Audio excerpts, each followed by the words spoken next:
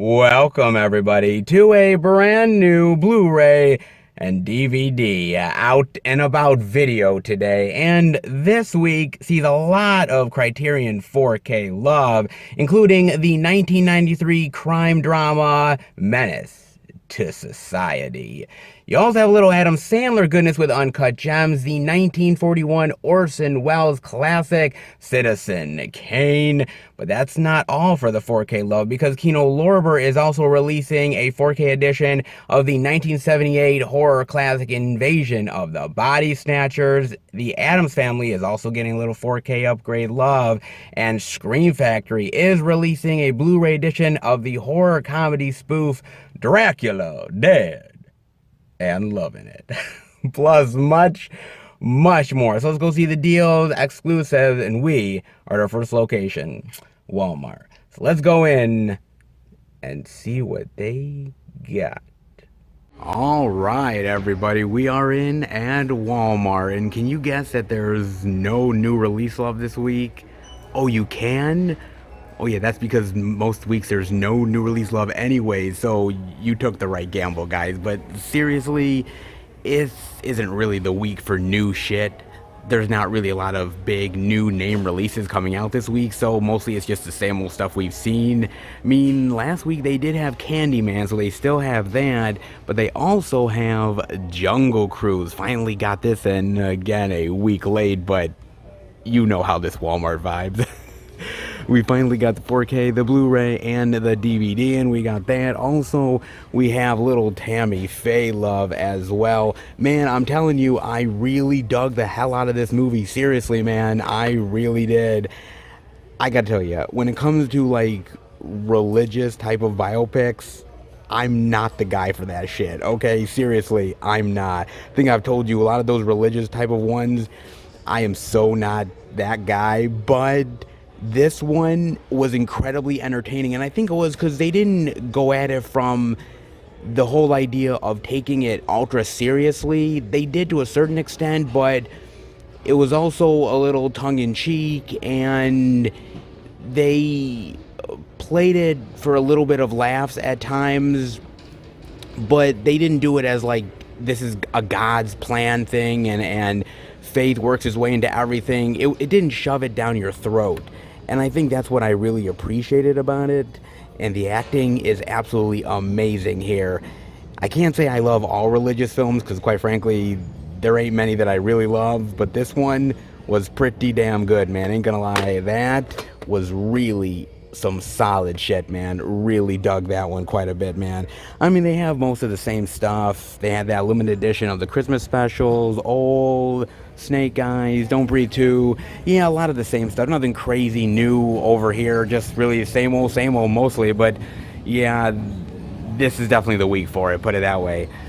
Maybe there is something else we're checking out? Let's find out. Well, it kind of looks like there isn't, but you'd be deceived, because there actually is down below. And the thing I'm seeing that really intrigues me is they have this 4K edition of Jungle Cruise, but what's different about this 4K edition is the artwork.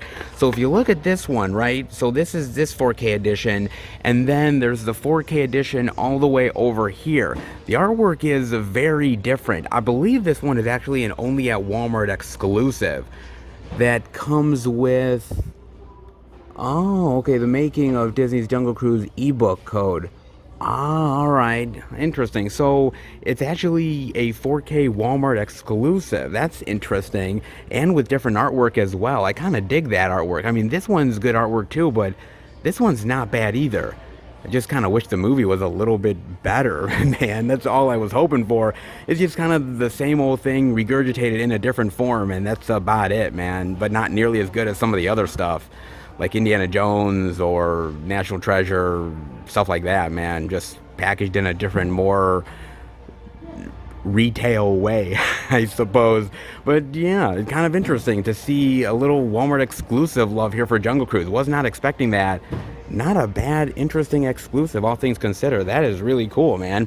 They definitely have that, so was not expecting that, but not bad on that artwork. That's pretty cool, but that's not it, because I'm also seeing they have the bombs, babes, and blockbusters of Canon Films, the 10-pack DVD collection.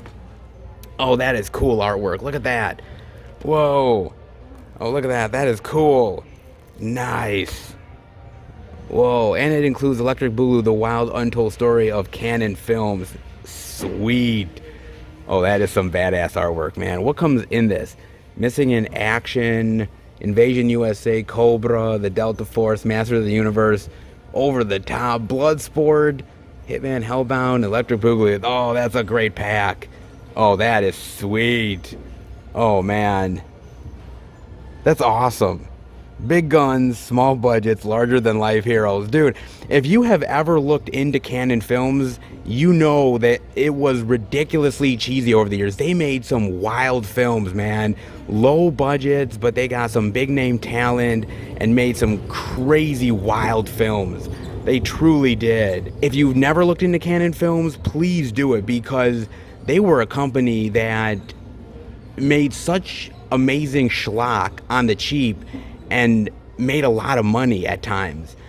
And some of the stuff was purely terrible, but it was the 80s, man. Everybody was making crazy wild shit.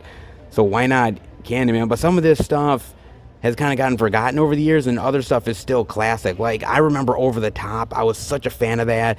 John loves Cobra. Missing in Action is awesome. Invasion USA is fucking fantastic. I love Masters of the Universe. Yeah, it's cheesy shit, but you know, I was a He-Man fan. Give me a break. My father loved Bloodsport. I mean, Canon Films made some amazing stuff. I mean, there's so much more amazing Canon Films than just these ones here. They made some amazing, amazing B-movie cheese, man. Some of the best back in the 80s, man, they made.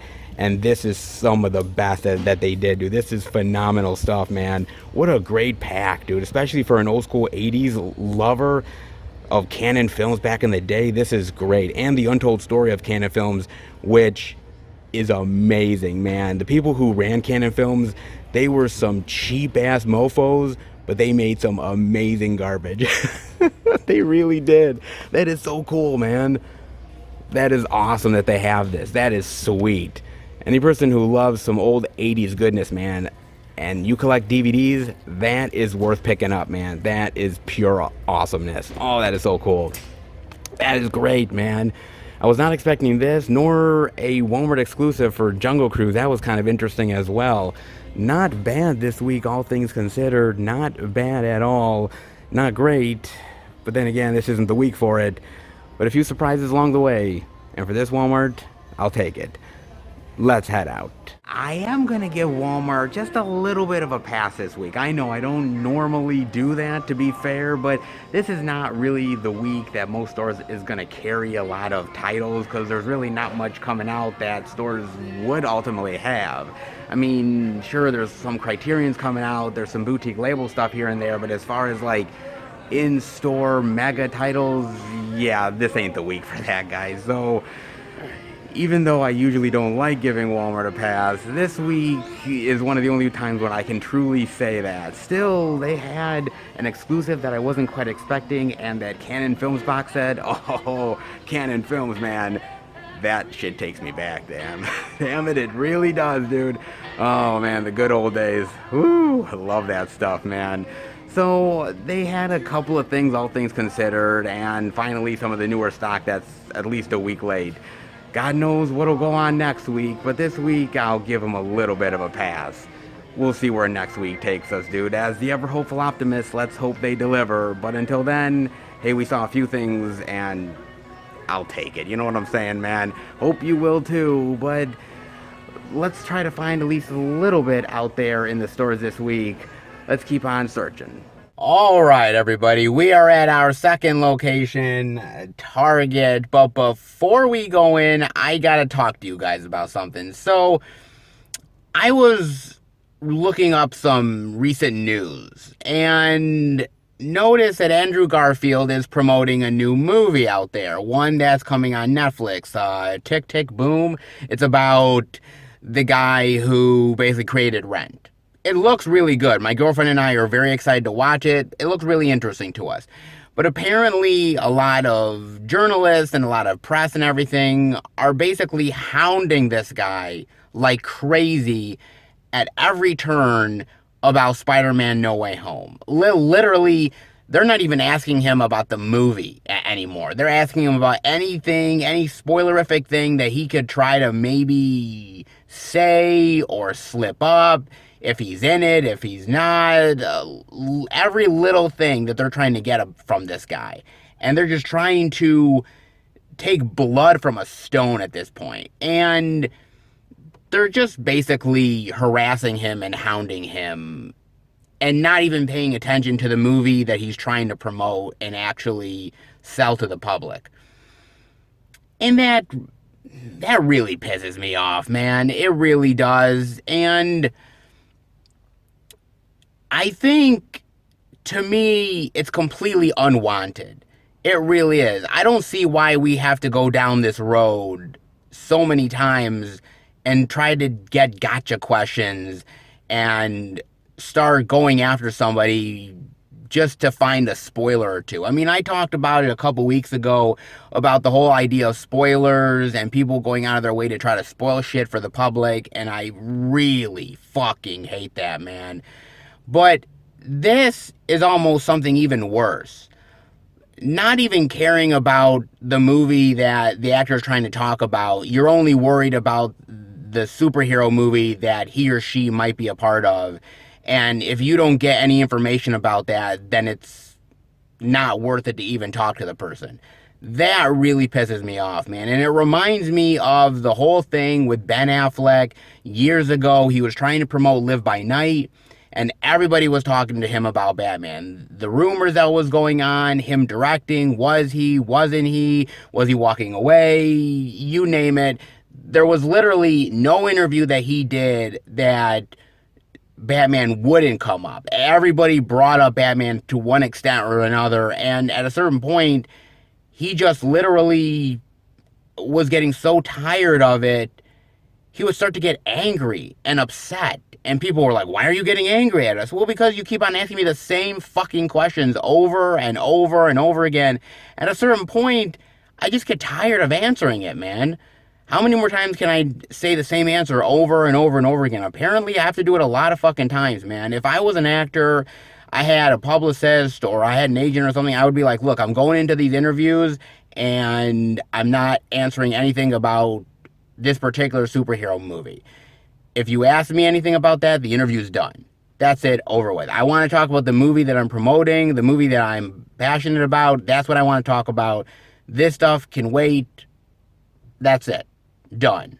All right? And I do feel like a lot of this causes a certain amount of fatigue in superhero comic book movies. And I do think that is real. I do think there is a real thing with fatigue and people being a little bit kind of over it to a certain extent. Is it because of so many movies coming out year in and year out? No, I don't think it's that. I think it's because of this.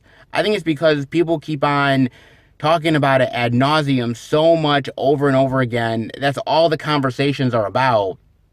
And at the end of the day, nobody can talk about anything else other than that. And it really upsets me, man. And I think it upsets a lot of people where it's just constantly the talk of like superhero movies over and over and over again. And I understand that they're popular and I love them. Don't get me wrong. But at a certain point, there is other movies out there worth talking about. And if we just talk about one genre over and over again, at a certain point, people start to get sick of it. And it's like eating your favorite food over and over again, day in and day out, eating it constantly. And at first, you really love it. This is cool. This is awesome. And then you start to get tired of it. And then you start to lose your appetite. And then you just don't want it anymore. And this is where we're starting to get to at this point. I think some of it is a little over-exaggerated, but I do feel that the fatigue is there, and it is real. And we're just trying to put so much of it out into the ether. We're trying to do so many articles about it and throw so many images at you and spoilers and, oh, look at this image in the corner of the poster. Right. Yeah, right there. It looks like the Green Goblin's head. And it's like, okay, we get it. I understand it. There's other movies to talk about. There's other things to be interested in. as a movie lover, I've always been somebody that's been invested in movies in general. I've never picked one genre over the other. I love them all to one extent or another. And you need a balance. And unfortunately, when you shove it in people's faces and that's all they're seeing, then that's the narrative. And I feel bad for actors like Andrew Garfield who have this movie that they're trying to promote, a movie that seems really genuine and heartfelt and something that they're very passionate about. And all they can talk about, all these people that interview him, all they talk about is Spider-Man, Spider-Man, Spider-Man. I mean, this is a reason why there was advice that Timothée Chalamet got about not being in superhero movies. And somebody said to him, yeah, don't do it. And people got upset by that. And then he told other people in his inner circle, yeah, don't do superhero movies because that's all they're going to talk about. There's nothing else that they're interested in talking about. And people got upset like, oh, what do you mean superhero movies are bad? It's not that they're bad. It's that, unfortunately, once you get into this, once you are in this, that's all people can talk about. And any other work that you do goes by the wayside. And that really sucks because an actor's work is not pared down to just one set of films. There's so much that an actor has to offer. But when you only talk about one thing, that's what the narrative is. And it's just a shame that we can't get past that a little bit. Like I said, I'm somebody that really is looking forward to the movie. I want to see the movie. I'm highly anticipated. But at the same time, you know, we're getting so much coverage on it. At a certain point, you just tune out to it. And it's a shame because there's other things worth talking about, but they're just not covering it. And that really sucks, man. You know, there is more to life than just comic book and superhero movies. I know I'm being controversial, guys, but I'm just saying we should focus on more than just those movies. There is more movie goodness out there than just the comic book stuff. Just saying. Definitely let me know what you think about that. In the meantime, well, there's not a lot this week, to be fair, man. But, well, maybe Target might surprise us. It's always possible. Let's check it out.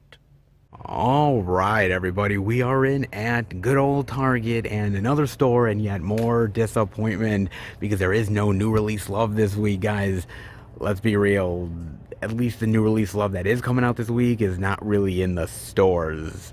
Yeah, if Walmart didn't have anything, I was almost certain maybe Target might have something, but yeah, even Target isn't immune from the no release love this week. Yeah, that's very true, guys. I mean, they do have that only at Target exclusive for Jungle Cruise. They still have that. They have the Respect only at Target exclusive. They still have a bunch of stock of Suicide Squad, Fast 9, of course they do. Ain't no one buying that shit. And they have the Snake Eyes and Free Guy, GVK, Cruella. I mean, they still have all the new release love, but just nothing really new this week. And even that exclusive that I showed you guys last time, that Wonder one, that exclusive steelbook, yeah, that really hasn't even sold either. Yeah, that's all still here, man. And I kind of figured this wasn't going to sell, dude.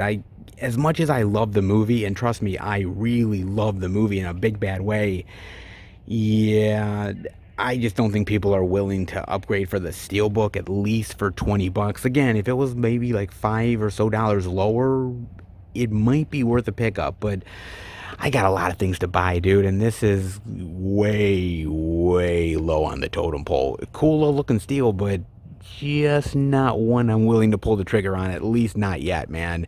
But yeah, they still have all that Christmas love. They even have a lot of sale prices, which I think are the ones for Black Friday. At least I think it is. I mean, a lot of sale prices over here. A hell of a lot of sale prices over here as well. And I can see some sale prices over on the side over there as well. A lot of sale prices, but not any new media. Yeah, I kind of figured, guys. Well, Target's a bust. Hate to say it. Let's head out. I had a little sneaking suspicion that we probably weren't going to find any new release love here, man. Yeah, I mean, I've shown you all the Christmas stuff already. I've shown all the new release love that Target has had. But this week, even Target is like, I'm out, bro. Even Target wasn't trying this week, man.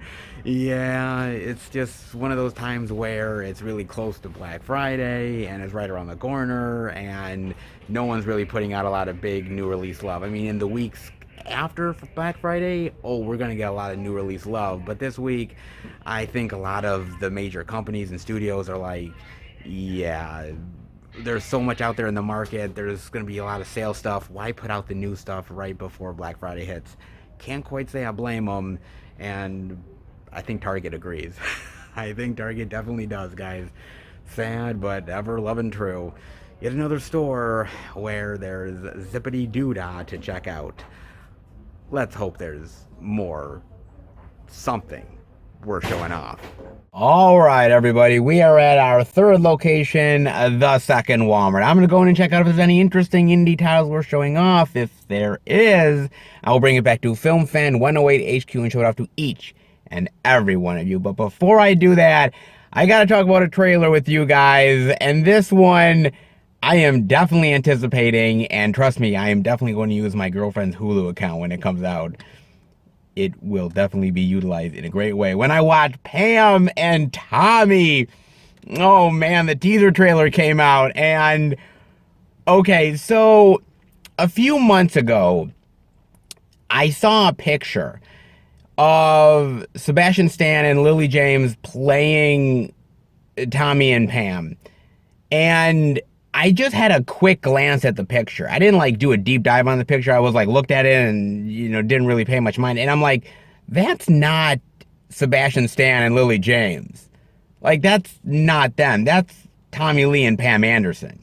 I don't know what people are thinking of that's them. Like, and the more I looked at it, I was like, oh my God, that is Sebastian Stan and Lily James. And I was so taken aback because they look so much like the actual people. Like, seriously, it was uncanny to me. And I was like, holy shit, man. They really did a phenomenal job to make them look like Tommy Lee and Pamela Anderson. And I'm like, that blew my mind away. And once I saw that, I was on board with this movie, man. I really was. Because I was like, if they can pull that off, they'll most likely pull the movie off. And I like the fact that they're focusing on the time period of the infamous sex tape, right? That's the one thing that I'm really like, okay, if you're going to focus on any time period between the two of them, you would focus on the actual sex tape and the infamy behind that, and all of the controversy and the notoriety, you name it. You'd focus on all of that. So it makes sense to do that time period. And I just love the trailer, man. I think it's really fun. I think it's entertaining. I think it's dramatic. It's got a lot of really great actors in there. As I said, Sebastian Stan looks like he's going to kill it as Tommy Lee. Lily James, man, God bless her. She's a great actress. I think she's going to be able to pull off Pamela Anderson. That's not easy to do, but I think she's going to do it, man. And Seth Rogen. I didn't even know Seth Rogen was in this thing. He plays the guy who actually stole the sex tape and put it on the internet. And I'm like, Seth Rogen is in this. I can't always say that I'm for everything Seth Rogen does, but this role, I think he's going to do a good job. I think it's perfectly suited for him. Perfectly suited, man. And it's just kind of cool to revisit the sex tape stuff, because I think a lot of you probably don't remember the whole sex tape thing, because you probably are thinking to yourself, well, geez, there's like sex tapes out there on the internet all the time. Like, what's the big deal about this one? But before, there was like the Paris Hilton sex tape and a lot of other sex tapes that were out there, like the Kardashian stuff and whatnot. There was Pam and Tommy, man. And that was like the most infamous thing on the internet at the time. Like, everybody swarmed to adult websites and did everything that they could do to watch this damn thing. And that's how crazy popular it was. I mean, look that shit up, man. It was so weird and crazy of a time that everybody and their mother was trying to watch a sex tape with the Motley Crue drummer and the chick from Baywatch. like that was so weird and wild at that time, man, but it really happened. And to revisit that is going to be so cool. Like the early days of the internet and the whole controversy stuff. Like, man, what a time to live in at that point, man. Jeez. We ain't gonna get any other times like that, man. That's like one of a kind, goddamn it. Oh, and probably better for it, ain't gonna lie, man. Oh, Lord. It looks really entertaining. It just does, man. It looks like it's a little bit tongue-in-cheek, but yeah, very dramatic of how it affected them as people and their careers and their lives and the people around them. And it just looks like a really cool little biopic of that one moment in time, that sort of 15 minutes of infamy and fame that happened. And I am really looking forward to this, man. I really am. I think they're gonna pull it off, man. Sometimes you look at certain actors playing real life characters and you're like, I don't know. But I think they did the casting just right here. I think they got the tone of the movie just right. And I think they're gonna succeed on this one. I really do. It's a crazy, wild moment in time to recapture, but I think it's one that's kind of cool to revisit. And why not do it in sort of this cheeky way? I think it'll be really fun. I really do. I'm definitely digging this one. I mean, how many times can I say that I'm looking forward to a movie about a sex tape? Not many times, guys, but this one happens to be it. Oh, Lord, why the hell not, man? God, the old school days of Pam Anderson and Tommy Lee. You just had to be there. But you can revisit it through the movie. I can't wait to check it out, man. Let me know what you guys think about that movie. In the meantime, let's go into the second Walmart and hopefully some goodies worth checking out. All right, everybody, in at the second Walmart, and my God, it's such a crazy, plentiful week. There's so much physical media to see. Right. It's kind of a dead zone, guys, and it's so bad that even the second Walmart, even the indie weirdness is saying, we're taking a week off, bro. Oh, I couldn't believe it. I was hoping for something from the good old second Walmart, some crazy indie weirdness we're checking out, but yeah, this week, they don't even have anything, man. It's that bad. Truly is. Well, we haven't seen much so far, but let's hope for better luck. Nothing here, but hey, maybe the next place? How about we find out? All right, everybody, we are at our fourth and final location, and this week has been a little bit of a struggle for that physical media love. Will the Beast save us? Only time will tell, guys. Yes, we are at none other than Best Buy, the Beast, Best Buy, baby. Oh man, the search for physical media has been a rough one this week. Not much new release love. What am I talking about? Barely any at that. So, what will Best Buy actually have? I'm not expecting much, guys, but hey, I've been surprised before. Then again, I've been underwhelmed before. Let's go in and see what they got. All right, everybody, we are in at Best Buy under the new releases, and to the untrained physical media eye, it looks like there's nothing new. But to the physical media lover, the trained, devoted physical media lover's eye, oh, there is something worth checking out, and that is none other than Terminator 2.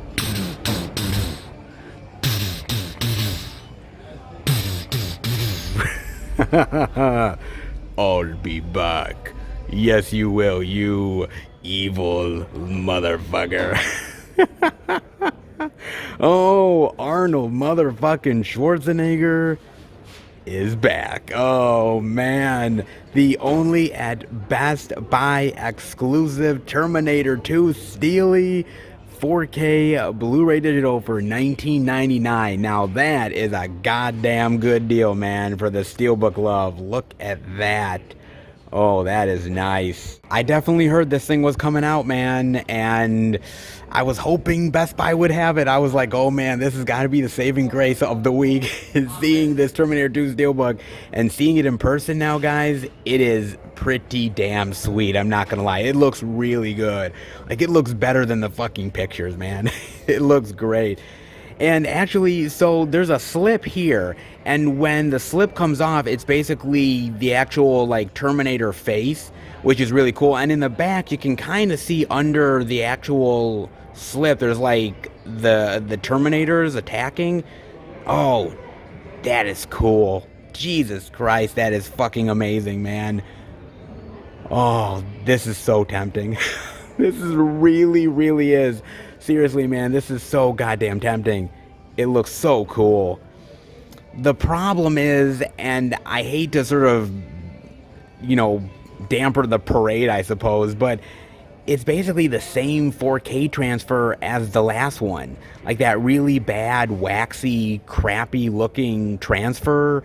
The one where everybody looks like wax figures and it's DNR'd all to hell.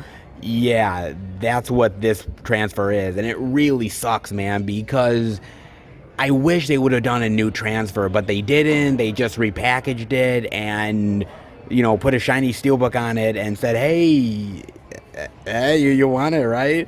And I kind of do, but I know the transfer is real shit, man, and that is a real goddamn bummer, dude. Ah, why? Oh, dude, I love Terminator 2, man. I really do. It's such a fantastic action movie, but it's just a really great spectacle of a big blockbuster and one hell of a great sequel, man. I mean, James Cameron kills it in this, taking the Terminator from being evil to being a good character and then bringing in a more evil and twisted Terminator, an even more badass one to go up against Arnold was fucking brilliant, man. The action scenes are fucking phenomenal still to this day. The CGI, man, and that was like early CGI stuff for the time, still looks really good, man. Still looks fantastic. I love this movie so much, man, and it really set up so many great things for the mythology of Terminator that went forward within the franchise. And I know a lot of people sort of see Terminator 2 as the last good Terminator movie, and I get it, I understand it. It is really good, and if you're going to end the Terminator franchise on anything, I get why it would be Judgment Day. I totally understand it. But I actually really like Terminator 3. I know, it's not many people's favorites, and a lot of people shit on it, but I really think it's a very underrated Terminator movie. Yeah, Salvation sucks ass, and Genesis is one real hot piece of garbage. But I think Dark Fate is good, and actually, the Sarah Connor Chronicles TV show is not bad either, all things considered, man. It's not bad. The Terminator franchise has definitely had its ups and downs, and I would love to see James Cameron come back to the Terminator franchise. The only problem is he's doing like Avatar 2, 3, 4, 5. I think he's going up to like number 30 or some shit. I mean, seriously, he's doing so many goddamn Avatar movies. Eventually, can you come back to the Terminator franchise for fuck's sake? I mean, seriously, man. Those Navis can fucking wait, dude. Oh, man, but I do really love this franchise, and I gotta give Arnold a lot of credit for sticking with the franchise as long as he has. I love Linda Hamilton here. She's completely badass. I think everyone does an amazing job here. They really do. I think Robert Patrick is amazing here. I think the Stan Winston effects, everything is really perfect. As far as like a sequel is concerned, this ups the ante, and most sequels, they underwhelm compared to the original. This one over-delivers, and dude, one of the best sequels of all time. I think you guys would definitely agree with me. And the Steelbook, ooh, the Steelbook looks so cool. But it's the same goddamn transfer. It's quite the conundrum, but it does look really goddamn sweet, ain't gonna lie, man. I'll be back for more physical media goodness. I know you will, Arnold. I know there's going to be so many more releases of Terminator 2 in the future. But this Steelbook, let's be real, guys. It's the tits. It really is. Oh, man, oh, man. Oh, Pretty damn cool, dude. Ain't gonna lie, man. They've got that. They've also got that time I got reincarnated as a slime, season 1. I have no idea. This is one of those animated ones where I have no clue what the hell this is, man. Action fantasy anime? Okay, cool. I mean, for $40, not bad. Plus the Steelbook love. I know some of you guys really dig anime, and I love showing it off. I have no idea what I'm showing off half the time, but hey, man, I know you guys dig it, so I definitely want to show it off. Interesting. I like the artwork, though. Very, very cool. They have that. They also have more of the 4K Steelbook for Ran, that Akira Kurosawa movie for 1999. And a lot of you guys, I've been hearing from some of you guys who told me that this isn't a really amazing movie. Some people have actually said it's better than Seven Samurai. And I'm like, really? Because Seven Samurai is pretty damn good, I ain't gonna lie, man. It's pretty awesome. So this is better than Seven Samurai? I mean, the Steelbook is amazing. I love the artwork here. The special features look amazing. It looks really, really cool, dude. I don't know, man. Like, this one might be something worth checking out at some point. The last time I was here, there was like one copy left. It was selling pretty well, so I'm glad they got more copies in, but this is one of those hot ticket items that I definitely think will sell. That's for sure, man. It looks pretty sweet, too, so I can't blame people for buying it, especially if you're an old school, like, samurai fan. This is probably definitely worth picking up, man. That is really cool. Then over on this side, I gotta admit, it's really kind of empty over here, dude. I mean, they still have a lot of that same Steelbook love, the Hitman Bodyguard movie, Sicario, 3 from Hell. They still have that Jungle Cruise steel. They have a little bit more of that Spiral Steelbook as well. Still have a bunch of old. But they had those Mad Max ones. They had the Mad Max 4Ks and the Steelbooks. Those have all sold out. Those are no longer available here. Those were like here one week, and now they're gone the next. There's no more of those Steelbooks or regular 4Ks at all, man. Those flew off of the shelves big time, man. So if you're looking for some of that Mad Max love, if you haven't picked it up yet, definitely do it, because I think that shit's going real fast, dude. I really do, man. So they still have some love here, not a lot, but I gotta admit, man, that that alone has definitely made the trip very, very well worth it. Oh, damn, is that tempting. That truly is, man. But let's hope maybe there's a little bit more. I mean, if we saw that, maybe there's more to show off. Possibly. Let's check it out. And over in the backside, guys, it's looking a little bit of Mother's Hubbard covered over here. There is stuff worth checking out, though, within all the emptiness. There is stuff worth giving a chance to, and that is the Blu-ray digital of The Colony for $17.99. I didn't even know this movie existed. Will Earth wait for us? God, let's hope so. Shit. Interesting sci-fi goodness. Sci-fi thriller from executive producer Roland Emmerich. Earth has been decimated by climate change, pandemics, and war. Years after the ruling elite escaped to another planet, a mission was launched to find out if a return to an uninhabitable Earth was possible. That mission was lost. Now, a lone astronaut in search of answers struggles to survive the hostile planet. Oh, seal the fate of the wasteland's remaining populace. That's interesting. You know what it kind of reminds me of? That Will Smith movie, After Earth. Yeah, that one that M. Night directed. That's not a really good movie. It's a bad example, most likely, guys. But it's sort of similar in that idea of going back to this strange world and realizing that it's Earth and that it's uninhabitable and it's dangerous. It's kind of interesting whether you go back to Earth, and when you do, the dangers of Earth now. It's kind of some fascinating shit, dude. I like interesting sci-fi like this. I really do, man. Of course, coming from Roland Emmerich, the man who does crazy, wild disaster movies, not quite sure he has very thoughtful sci-fi in him, but you never quite know, guys. I do like very thoughtful, engaging science fiction, something that really gets your mind going. This has an interesting idea behind it, probably some cool action, definitely if Roland Emmerich's involved. Maybe a good balance of both? I like the cover. The Colony does look pretty interesting. Might have to give that a chance at some point. Just might. $17.99, not a bad one. Maybe. Oh, yes, the Blu-ray DVD digital of Planes, Trains, and Automobiles, the Steely. Yes, some Steelbook love for $12.99. That's a pretty great Steelbook and a pretty good deal for Planes, Trains, and Automobiles. I do hear that it's the same transfer, though, as the many other releases that have come out over the years. So it's not like there's like a new transfer to this release. I'm kind of hoping that maybe next year for like the anniversary they'll do another major release of this with a better transfer. But in the meantime, for $12.99, this is a pretty good steelbook. I really like the cover to that. I think it's honestly pretty cool, man. Not bad, all things considered, dude. And this is a great, great movie. Not only is it a great holiday movie, it's a great Thanksgiving movie. I can't say that there's many great Thanksgiving movies out there, but Planes, Trains, and Automobiles, it happens to be one of them. It really, honestly does, man. I love the characters here. I love the acting. I love the camaraderie. I think it's entertaining. I think it's heartwarming. I think it's funny as hell. It's got a hell of a lot of charm attached to it. And man, John Candy and Steve Martin together is pure gold. It truly is, man. God, them together, it just is so fantastic. And the chemistry between them just leaps off of the screen in leaps and bounds. It really does, man. And John Hughes directing this. John Hughes was the man.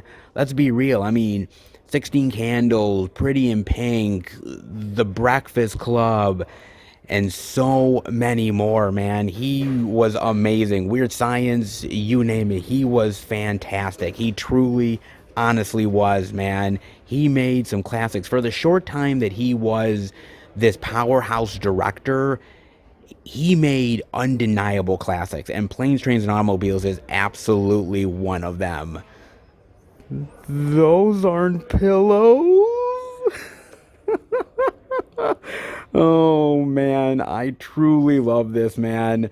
I don't know if I'd want to go on a road trip with either of these gentlemen, but I'll certainly watch it.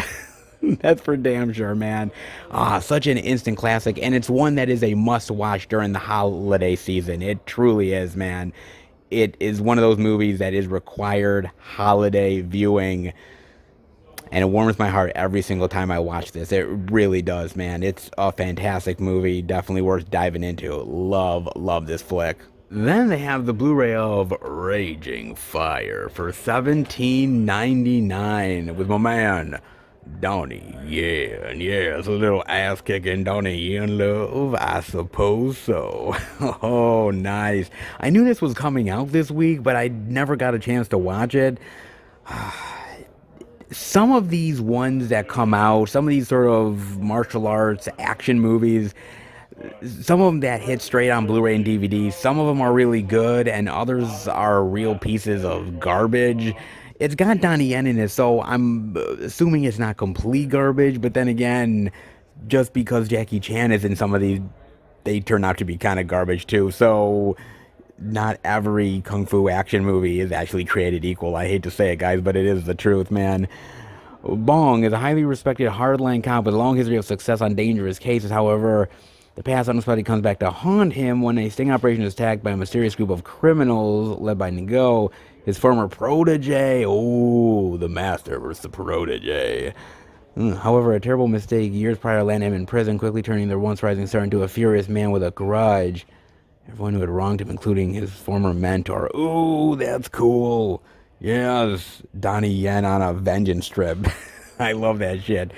Dude, I do love Donnie Yen, man. I can't say I love Donnie Yen in everything because I haven't seen him in everything, but I remember the first thing I saw him in was Blade 2, and I fucking loved him in Blade 2. I mean, he doesn't have a lot to do in Blade 2, but from what I saw, I loved, and I started to dive into him more and more. I mean, the Ip Man stuff is fucking fantastic. I love him as Ip Man. It is amazing, the shit that he does in that. I love that movie series. I mean, he was amazing in Rogue One, and he does an amazing job most of the time. He really does, man. He gives it 110%. Even if the movie isn't really great, Donnie Yen is really great. And that says a lot, man. Can't say he always picks the best projects, but the man kills it every single time. This looks pretty cool, not gonna lie. Not bad. And from Well Go USA too, they put out a lot of these sort of kung fu style action movies. They always tend to do that, man. And this is yet another one of those. Donnie Yen Love. You gotta dig it. Not bad at all, man. They got that. They also got some 4K Scream Love as well. Not bad with that. Silence of the Lambs 4K. And they also have this Harry Potter and the Sorcerer's Stone at Best Buy Steelbook for $32.99. That's pretty goddamn high, don't you think? I mean, for an old school movie, I mean, not really old school, but it's not exactly a new movie either, getting the 4K upgrade. But really, for $32.99, I mean, here's the thing about Harry Potter, man. I love Harry Potter. I truly do. My girlfriend adores it. I mean, literally watches those movies over and over and over again. She is a true Potterhead, okay?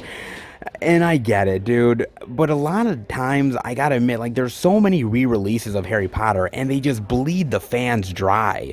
They really do, man. I mean, most of the time, it's the same special features, but just wrapped up in a new slipcover or a new steelbook, and fans eat the shit up. I understand if you're a fan, you love something, you want to buy multiple editions of it. I get it. There's certain franchises that I do it for at times, but even I gotta pass on certain things, man. But if it sells, people want to buy it, and apparently Harry Potter is a big seller. And so every single year, we're always gonna get something new and interesting.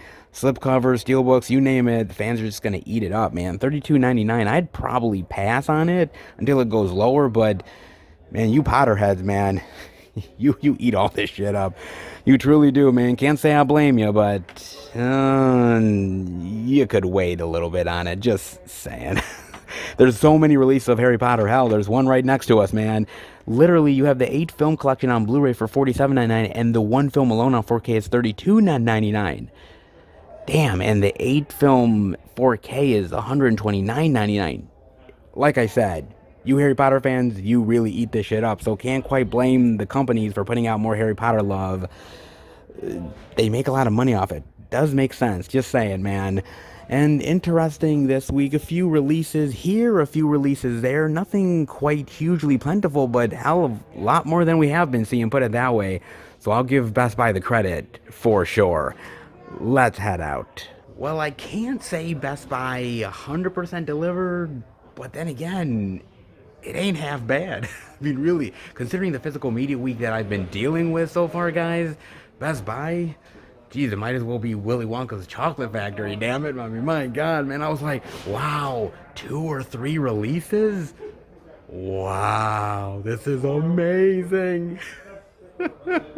Compared to the other places, yeah, it kind of is. Ain't no lie, man. Yes. Of course, they're holding back a lot of stuff because of Black Friday. And actually, speaking of this, oh, Lord, I'm blocked in yet again. Look at this. Oh, oh. Look at this. Oh, my Lord. Oh, my God. Look at this. More craziness. More nuttiness. Yeah. And over here as well. Yeah, wow. Yep, Best Buy is stocking up more TVs. Gee, I wonder why. Oh, well, can't quite say I blame them, man. The TVs are gonna go like fucking hotcakes, man. And let's hope the physical media does as well. Can't quite say it was truly 100% plentiful this week, but they did better than most, and you gotta give them credit for that one, guys. You truly do. I guess they're still getting ready for all that Black Friday crazy madness love. And hey, at least they're putting out some of the new releases. And compared to some of the other stores, shit, I'll take it. I truly will, man. Well, let me try to get out of here and let's head out. Oh, but wait, there's more, because I happen to have forgot that it is November, and if I'm not mistaken, there is a little bit of Criterion love this month. Oh, yes, on top of all the other sales going on and so much physical media on sale. Yeah, Criterion too. 50% off. you know I gotta explore it. Ah, you guys do, so you know where we are at, man. We are at Barnes and Nobles, baby. Oh, man. Ah, what kind of love am I gonna see through Criterion, the 4Ks, all of those wonderful movies that I so want to buy, and I don't have enough money for all of them. I love it, but it hurts my wallet every single time. But how about we go in and check out all that Criterion love that I so want. Ah, yes, 'tis the time of year, the season of giving and of the Criterion collection. Oh, all that Criterion collection love. Oh, I can already feel my wallet hurting. Oh, I really can. Oh, I've gotten a lot of Criterions already, but I do always need more. Don't you? Seriously? I just can't get enough of it. Seriously, I can't, man. Let's dive in, shall we? Oh, man. Which ones are I find that I'm gonna want? Age of Innocence, amazing film. Antichrist. Antichrist is good, but Antichrist is really messed up, man. It is really messed. It doesn't make a hell of a lot of sense, or at least I don't think it does, but it is a weird and crazy film, man. Put it that way. Not bad, but just really odd, dude. Then 1984, very nice. Ooh, 12 Angry Men. Love 12 Angry Men. What a classic this movie is, man. And in fact, I dare I say the remake that Jack Lemmon was in, actually really good as well, man. Not bad. Really good courtroom drama. Ooh, All About Eve. This is a great movie. Bette Davis, amazing. Absolutely stunning back in her day, man. Fantastic movie. Gotta love a little Brazil love. As I said, I am a huge, and when I say huge, I am a big time Terry Gilliam fan. Probably Terry Gilliam is, dare I say, one of my top 10 favorite directors of all time. He truly is. He makes some weird, bizarre work, but it's really fascinating. And there's always an interesting sort of hidden message there somewhere about life and society and technology. Very interesting stuff he always does, man. I definitely dig that. Brazil's one of his best. Love Brazil. Of course, I already own it. Of course, I do. Then Bring Up Baby. Love that one. Ooh, The Big Chill. This is another really fantastic Criterion release. I love The Big Chill. The cast alone is amazing. Goldblum and Meg Tilly, William Hurt, Jo Beth Williams, Glenn Close, Kevin Kline. Man, Tom Berenger. What a cast, dude. This was a phenomenal movie. What a really great sort of comedy drama. Man, love this flick. So awesome. Ah, The Blob. The old school Blob. Definitely dig this movie. I do prefer the remake. I know, probably blasphemy for all you old school Blob fans out there, but I do tend to like that one a little bit better. It's still really fantastic, but I prefer the remake though. And Bowling for Columbine, not bad either. Great movie. Kind of a disturbing documentary, but very eye-opening one too. Really well done, man. And Michael Moore did an amazing job in this. Can't say Michael Moore does everything amazing, but Bowling for Columbine, fantastic. Love that one. Oh, The Breakfast Club. So good. Another John Hughes, amazing, fantastic, wonderful classic of a movie. The cast is amazing. It's probably one of the best high school movies of all time. The best coming of age teen dramas of all time. I love the characters. I love the dialogue. I love the situations. Even though I'm like almost 40, the movie still sort of speaks to me in a weird way.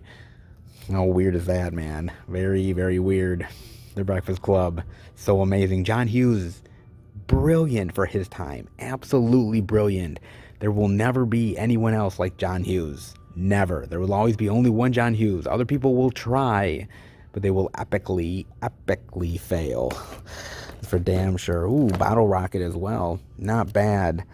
Oh, Wes Anderson love. Can't say I absolutely love Bottle Rocket, but it's not bad though. There is other ones that I'm more of a fan of, but it's got a nice quirky sensibility I definitely dig.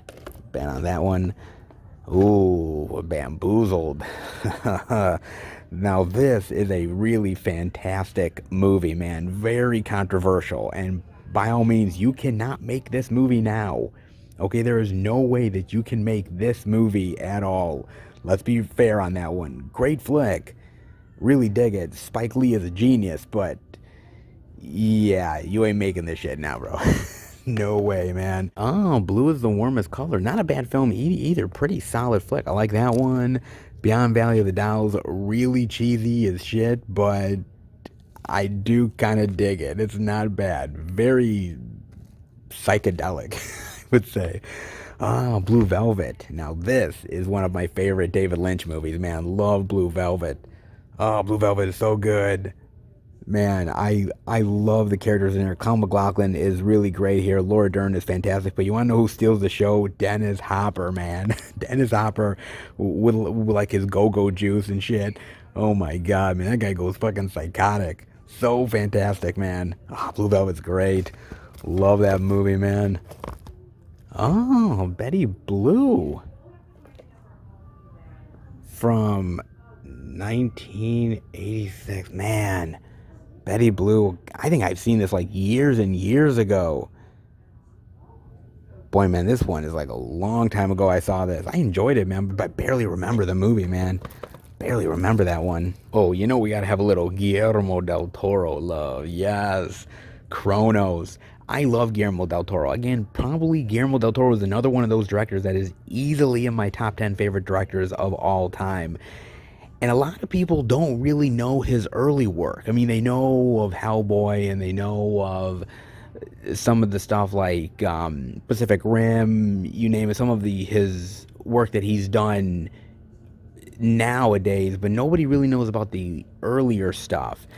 And Kronos is the very first movie, the official first movie he ever directed. It's a great little sort of indie vampire tale. It's pretty solid, actually. It has some really good, like, gothic elements to it. Really, really love this flick, man. And Ron Perlman is in this. Probably, like, one of the first times they ever worked together. Great, great flick. Love this movie, man. Fantastic. Of course, they got the Blu-ray of Bamboozled. Cat People. Ooh, Being There. Love Being There. Amazing movie, man. Peter Sellers is fantastic in this flick. Again, most people know him as the Pink Panther, and understandably so. He's amazing as the Pink Panther. But he's so much more than just a comedic actor, and Being There really shows that. Really solid work, man. Really solid. Amazing stuff. And, oh, they do have The Brood. David Cronenberg. Oh, man. That whole scene where she's licking the fetus. Oh, shit. Oh, man. I had never seen anything like that before in my life. David Cronenberg, man, that guy has a really wicked sense of being. He really does, man. Just, it's almost like his movies are like waking nightmares. Truly. Some amazing, nightmarish, haunting imagery. And Brood is exceptional. Fantastic movie, man. Love the hell out of Brood. And that is amazing. Ooh, Blood Simple is fantastic too. Love Blood Simple, man. The Coen brothers, amazing. I love the Coen brothers. Can't say I love everything they've done. Some of their later stuff, not as much of a fan, but a lot of their early stuff, Fargo, Big Lebowski, this movie, truly awesome. Truly awesome, man. Ooh, Bull Durham, one of the best baseball movies of all time. Hands down, amazing. Susan Sarandon is hot as shit in this movie. Amazing. Love this movie. Now that is one hell of a cover. I've never seen this movie, but every time I come in here and I look at this cover, I'm like, it kind of intrigues me. I'm not gonna lie. I'm like, what the fuck is this movie, man? I gotta give the Criterion a lot of credit because there's certain times where you look at covers, you're like, this is weird, but I kind of dig it. And this is one of those covers, man. Charlie Chaplin love. Oh, man. If you've never dived into Charlie Chaplin, do that, because he was one of the best silent performers of that era. Truly amazing. Man, some of his stuff, As an artist, he was truly spectacular, man. Love that. Ooh, I love Deep Cover. I picked up Deep Cover the last time around during the sale. I love this movie, man. Lawrence Fishburne is amazing, and Jeff Goldblum plays a great, charismatic bad guy in this. Lawrence Fishburne versus Jeff Goldblum. Did you ever think you'd see a movie like that? You better, because this movie's freaking awesome. Fantastic. Love that flick. Ooh, The Damned. Day Trippers. Oh, all right. I stay the same age and they get younger. Oh man, what an amazing movie, man. I already picked this edition up, but so fantastic. Love this. And so many young actors in this at the time. Oh, fantastic. Oh, they do have the Darjeeling Limited. Not my favorite. Probably one of my least favorite Wes Anderson movies. It has its moments, but not as much of a huge fan of that one. Ah, Do the Right Thing. One of the best Spike Lee movies of all time, man. Truly phenomenal. If you ever get a chance to watch this, do it. Required viewing. Oh, they also have Defending Your Life. I love Defending Your Life, man. I picked this up during the last sale, but it's funny as hell, man. And a great sort of little introspective comedy about your life and the choices that you've made. So great. I love Albert Brooks, man. Not many people really get Albert Brooks' humor, but I do. I dig this film. Really funny, man. I love that movie. They have The Elephant Man. Ah, yes. Another really great David Lynch movie, man. I love this one. Great black and white. I love Anthony Hopkins in this. John Hurt is amazing as John Merrick. I love the look of The Elephant Man, and crazy to think that this was a true story from way back in the day about this actual guy that had this type of condition. Wow, a really fantastic movie, man. Really expertly well done, dude. Love it. Not as weird as other David Lynch films. Probably one of his more straightforward films, which is saying something for David Lynch, which really is, man. Oh, Dressed to Kill. Ooh. I heard this is like getting another edition in the future. Like there's going to be another edition of Dressed to Kill down the road. See, I want to get it now because I love the movie so much, man. It's such a great Brian De Palma movie. Oh, I love this. Michael Caine is so great in here. Nancy Allen's awesome. Angie Dickinson. It's such a really great whodunit movie. Oh, it's absolutely amazing. I don't know. I wanted... but I am willing to wait if there's another better edition out there. I am. Maybe. It is tempting. Not gonna lie. Very tempting indeed. Oh, more Terry Gilliam love with The Fisher King. This is a really great movie, man. And probably, dare I say, probably one of the most straightforward of any Terry Gilliam work. I love Robin Williams playing this homeless man and how Jeff Bridges is trying to help them and they're trying to find the Holy Grail. Okay, when I say the most straightforward that Terry Gilliam's done, it's still Terry Gilliam. There's still some quirkiness to it, but it's still really great, man. I do really dig Fisher King, man. A lot of people forget that Robin Williams was even in this. When they think of drama with Robin Williams, you think of Good Will Hunting. He's amazing in that. But watch Fisher King. He's really good in that too, man. Not gonna lie. He's really solid. Oh, Eraserhead as well. Man, this movie is bizarre. It's David Lynch. What the hell do you expect, man? Oh, I love that. The Executioner. With the ice cream. Oh, Criterion and their covers, man, I'm telling you. Ooh, that's a really good one too. Europa. Easy Rider, fantastic. One of the best Americana movies of all time, man. One of the best, truly eye-opening about the world and the changes in the world and the next generation coming up. Really fantastic movie, man. It still is kind of relevant to this day in a lot of ways, if you really think about it. Maybe not as much as it used to be, but still packs a punch, man. Alfred Hitchcock's Foreign Correspondent. Yes, any Alfred Hitchcock, by the way, is good. Alfred Hitchcock.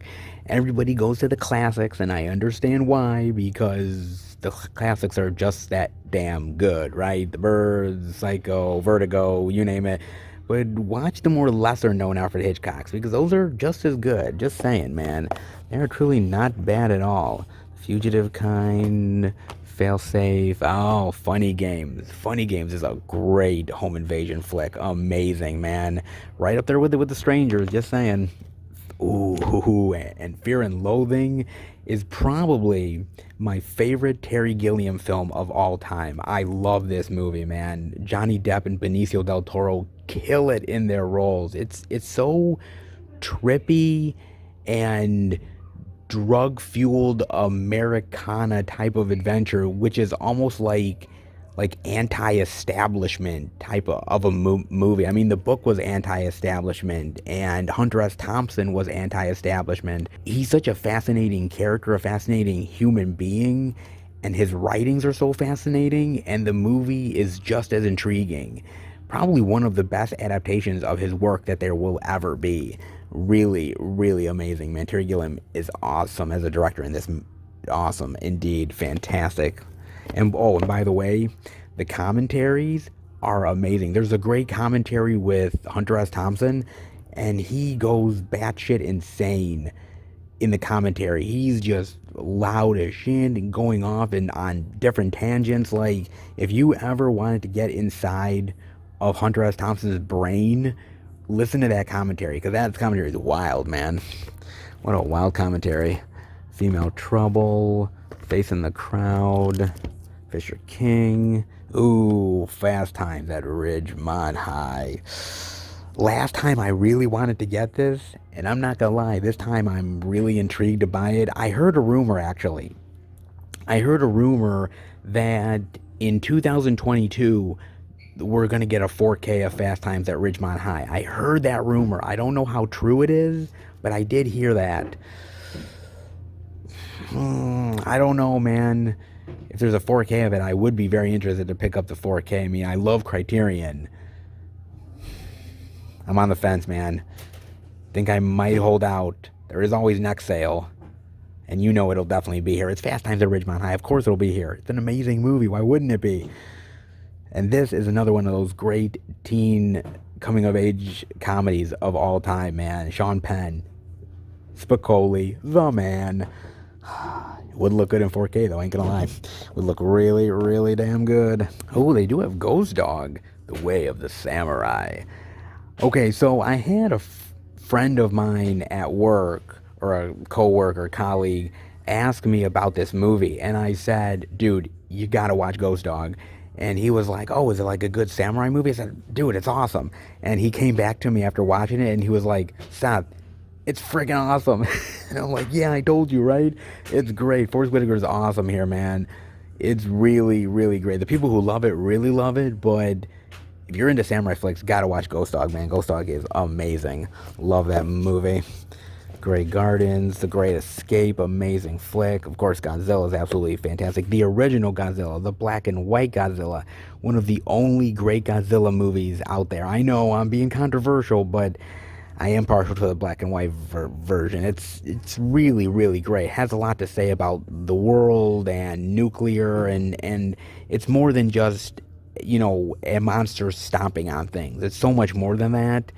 But I understand people like monsters stomping on buildings. I get it, man. But this is really good, dude. Really good. Has a lot more to say than just your simple average monster action flick. Put it that way, man. Well, of course, we have to have more Wes Anderson love with the Grand Budapest Hotel. I picked this up during the last sale. I actually really do dig this movie. It's a fun flick. Maybe not the best Wes Anderson of all time, but it's really fun and incredibly entertaining, man. And Ralph Fiennes kills it in this movie. Actually, every actor does, man. I gotta tell you, I love Wes Anderson's quirky sense of style. It's not for everybody, but if you can really get into it, it is really fun, man.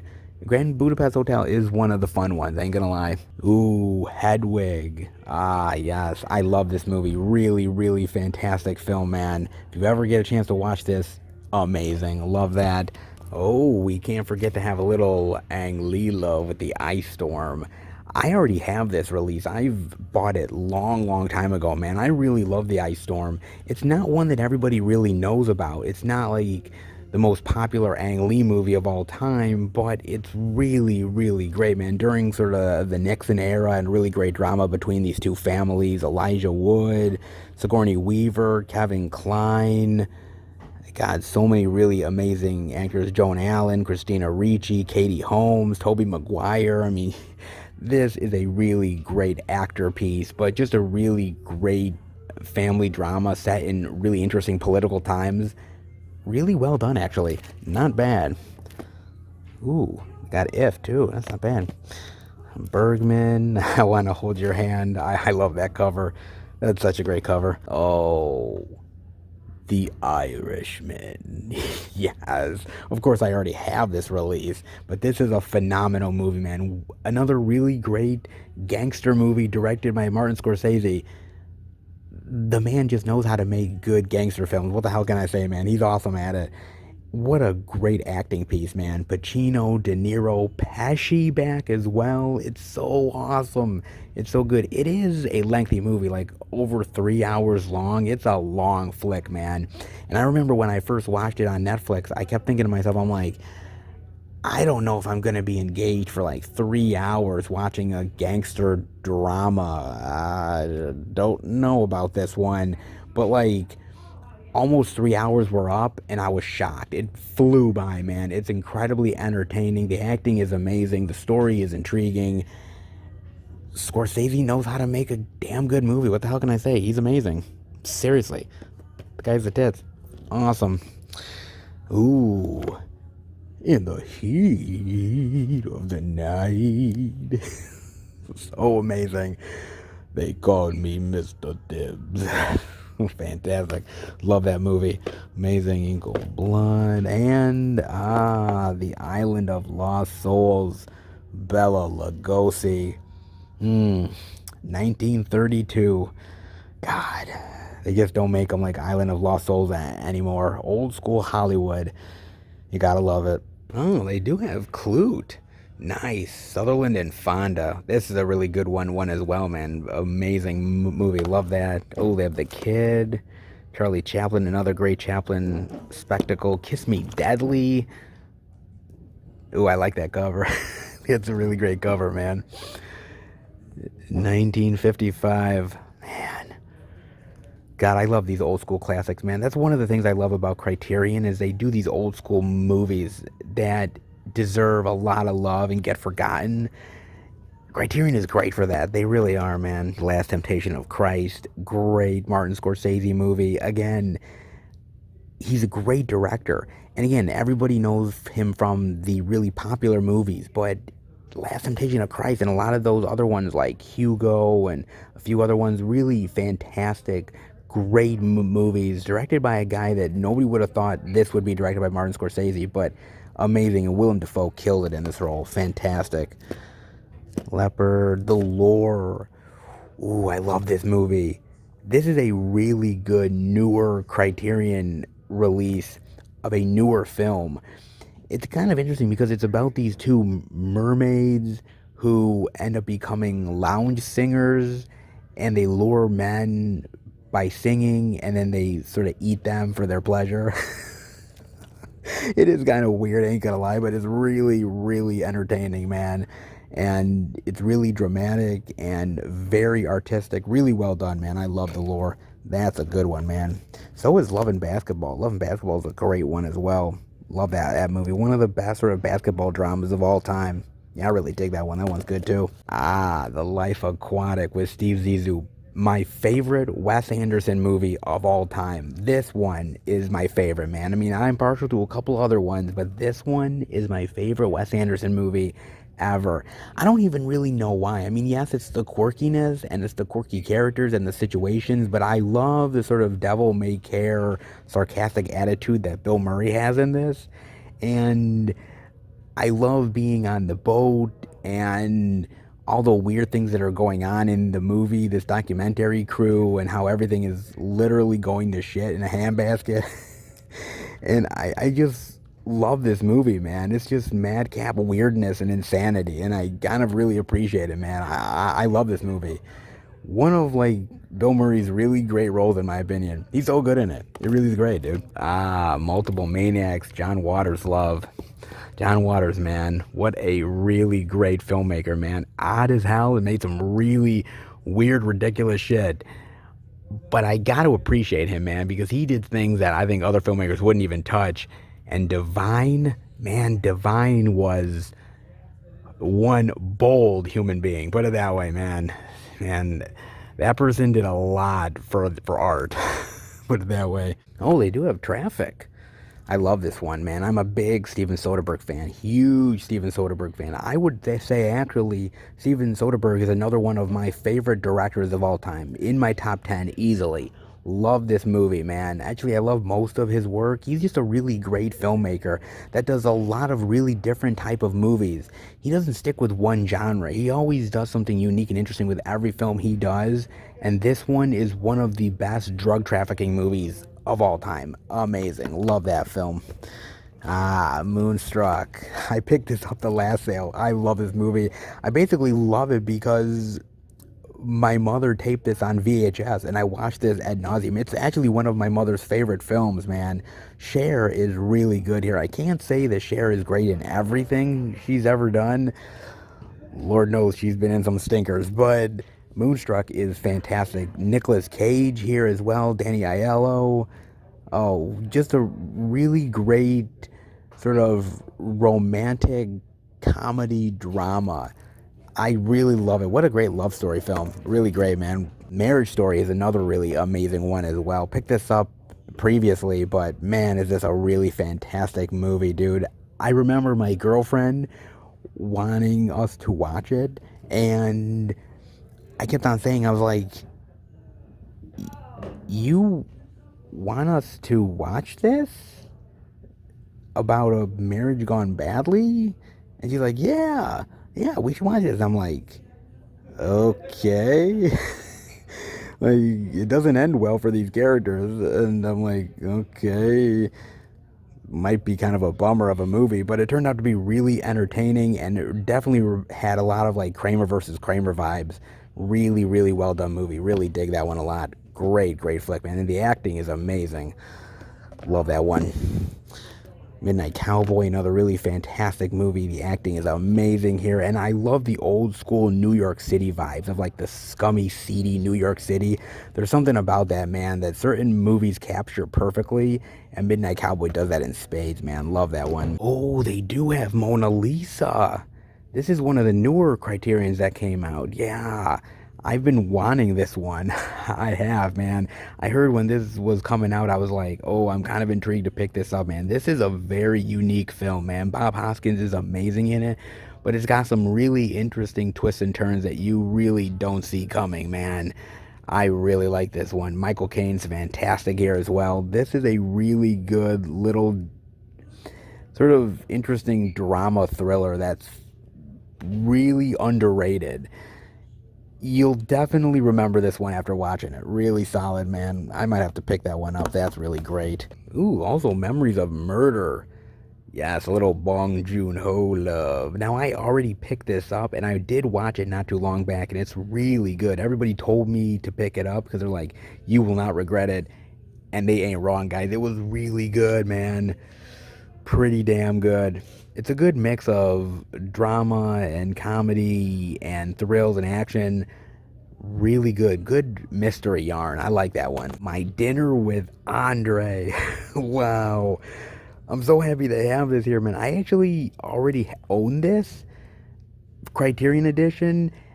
I watched this movie years and years ago when I was younger, man. I watched this, and there are certain movies, right? There's certain movies that sort of leave a lasting impression on you, and My Dinner with Andre is one of them. And a lot of people would probably watch this movie and say it's just two men at a restaurant table talking about mundane, regular shit over and over and over again, and it means literally nothing.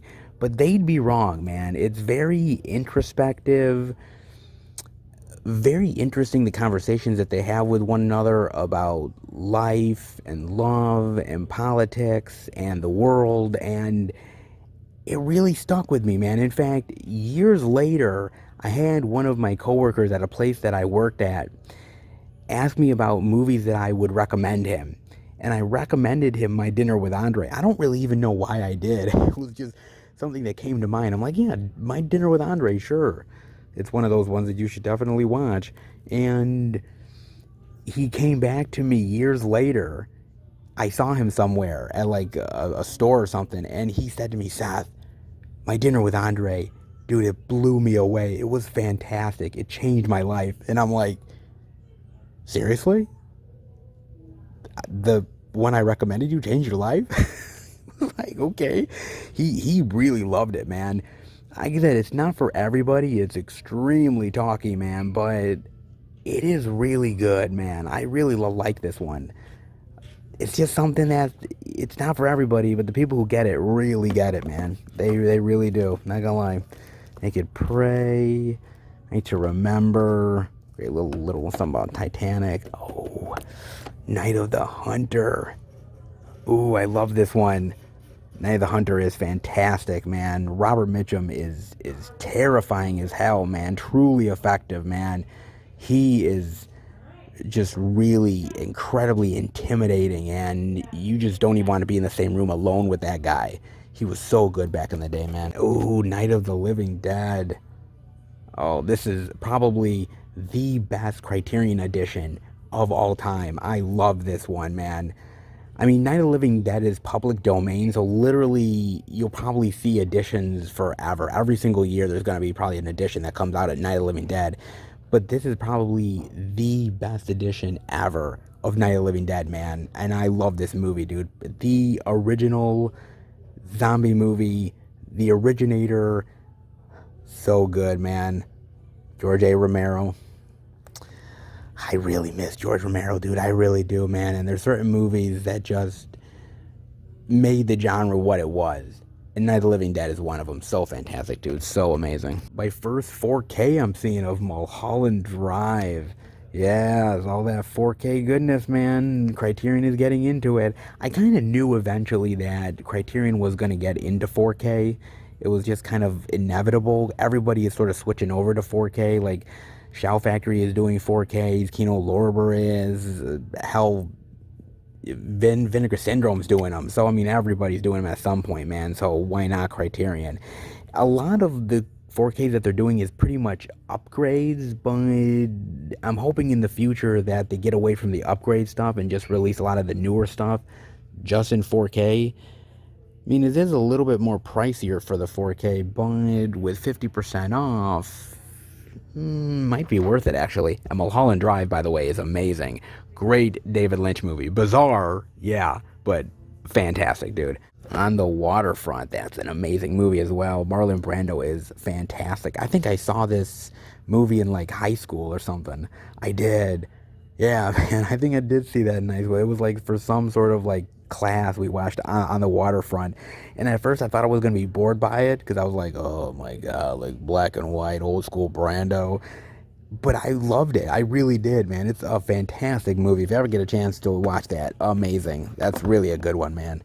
Pan's Labyrinth, that's another fantastic Guillermo del Toro flick. Really great one, man. Great twisted fairy tale movie. Very unique. Love that one. Oh, they also have the role Tenenbaums. Nice. This is a really good movie as well. I really do dig this one. Another really great Wes Anderson flick. The Royal Tenenbaums, man. Quirky as hell, but really entertaining. Polyester. Oh, yeah. Oh, you gotta love John Waters, man. You really do. I hope Criterion releases more John Waters stuff. I mean, there's not much more to be released of his work, but there's still some decent stuff, man, that can definitely come out at some point. I mean, Hairspray, anybody? I'd like to see a good release of Hairspray at some point. Let's hope soon enough, man, because that movie's awesome. John Waters is awesome. Quirky as hell. Weird. But really entertaining, man. And this has to be a must-own, man. Princess Bride is amazing. It's one of the best fantasy movies ever. Great fairy tale movie. It's a movie that not only adults can love, but children as well. Such a really fantastic movie, man, with great performances. Andre the Giant, Carrie Elways, so good. I already have this edition, man, but this is sweet. Probably the best edition Princess Bride will ever get. Must own for anyone who loves like great fantasy fairy tale movies. Princess Bride, that's where it's at. I'm telling you. Solaris. Oh, Election. Oh, so good. I already own this one, but if you have never seen Election, you gotta check it out, man. Matthew Broderick is awesome in here, and so is Reese Witherspoon. A really great teenage high school political movie. It's really fascinating, man. Matthew Broderick basically plays this teacher that hates Reese Witherspoon, like one of the kids in his class. He hates her so much that he does not want her to win the high school election. So he picks this really dumb dude to go up against her, this popular jock guy. And it's just this battle between him and her the whole film, man. I love this movie, and Reese Witherspoon is great. I can't say that I love Reese Witherspoon in everything. This is like one of the first things I ever saw her in, and I just loved her in it. It's so good, man. It's kind of twisted, but really fun, man. I do dig that one a lot. Ooh, they do have Parasite. Oh, so good. Parasite is amazing. I love this movie, man. This is another really great Bong Joon-ho film. It's got like multiple editions. Like there was a regular edition, there was a 4K edition, there's the Criterion edition. Like there's so many editions of this film that has come out. It's kind of crazy, man. But it actually kind of deserves it because it's a really amazing film, man. If you ever get a chance to watch this, not everyone is into these foreign releases with the subtitles, but if you're into it, it's so good, man. You got to give it a chance. So amazing. Ah, yes, this one is definitely for my mother. The Prince of Tides. Oh man, Nick Nolte and Barbra Streisand. Let me tell you something. Every Jewish woman worth her weight in gold loves Barbra Streisand, man. My mother included, okay? And trust me, I've watched a lot of Barbra Streisand movies in my day, man. Way too many to count. Yeah. It's a good movie, man. It really is. And I do like Barbra Streisand, man, but after you've seen as much Barbra Streisand as I have, you kind of are all Barbra Streisand out. I ain't gonna lie, man. But my mother does love this movie. She really does, man. Parallax View, Repulsion, great flick, man. Repulsion is awesome. Roman Polanski, amazing filmmaker. Yeah, not exactly the greatest human being in the world, but his films, amazing. Ooh, Repo Man. Repo Man's great. I borrowed this from a friend once to watch it. Really good, man. Emilio Estevez is fantastic in that flick. Ooh, Sisters is another really amazing one. Brian De Palma's awesome here. And Margot Kidder is great. Great twists and turns in this, and Margot Kidder is so fantastic. Great flick. I love that one. Then Ratcatcher, Rushmore. Oh, I love Rushmore. This is probably my second favorite Wes Anderson movie of all time. There's Steve Zissou, but then there's Rushmore, and I love Rushmore. I think it's again that sort of sarcastic type of devil may care attitude of this kid that really likes his teacher, but yet Bill Murray is kind of cramping his style, and so it's like these two guys going at each other for this chick, and it's so great, the wild hijinks that happen in this movie. I love this flick, man. That is a really good one, dude. Definitely dig that one. Oh, and Shallow Grave is amazing, too. This is an awesome flick, man. This is a really good one. I love this one about sort of roommates, and one of these guys ends up dying, and he has this whole suitcase full of money, and they bury the body, but these people are looking for the money, but it's like, can they trust each other? How do they hide the money? The psychology of burying this human being and what they did, so fantastic, man. Ewan McGregor is amazing here. Christopher Eccleston goes fucking nuts. Great Danny Boyle film, man. Danny Boyle is probably another filmmaker that's possibly in my top 10 too. He's amazing. Love that. Ooh, Rebecca's another really great Alfred Hitchcock movie. I know they remade Rebecca, and I know it's on Netflix. I haven't watched that one. I think it's with Armie Hammer. I heard it's pretty good though.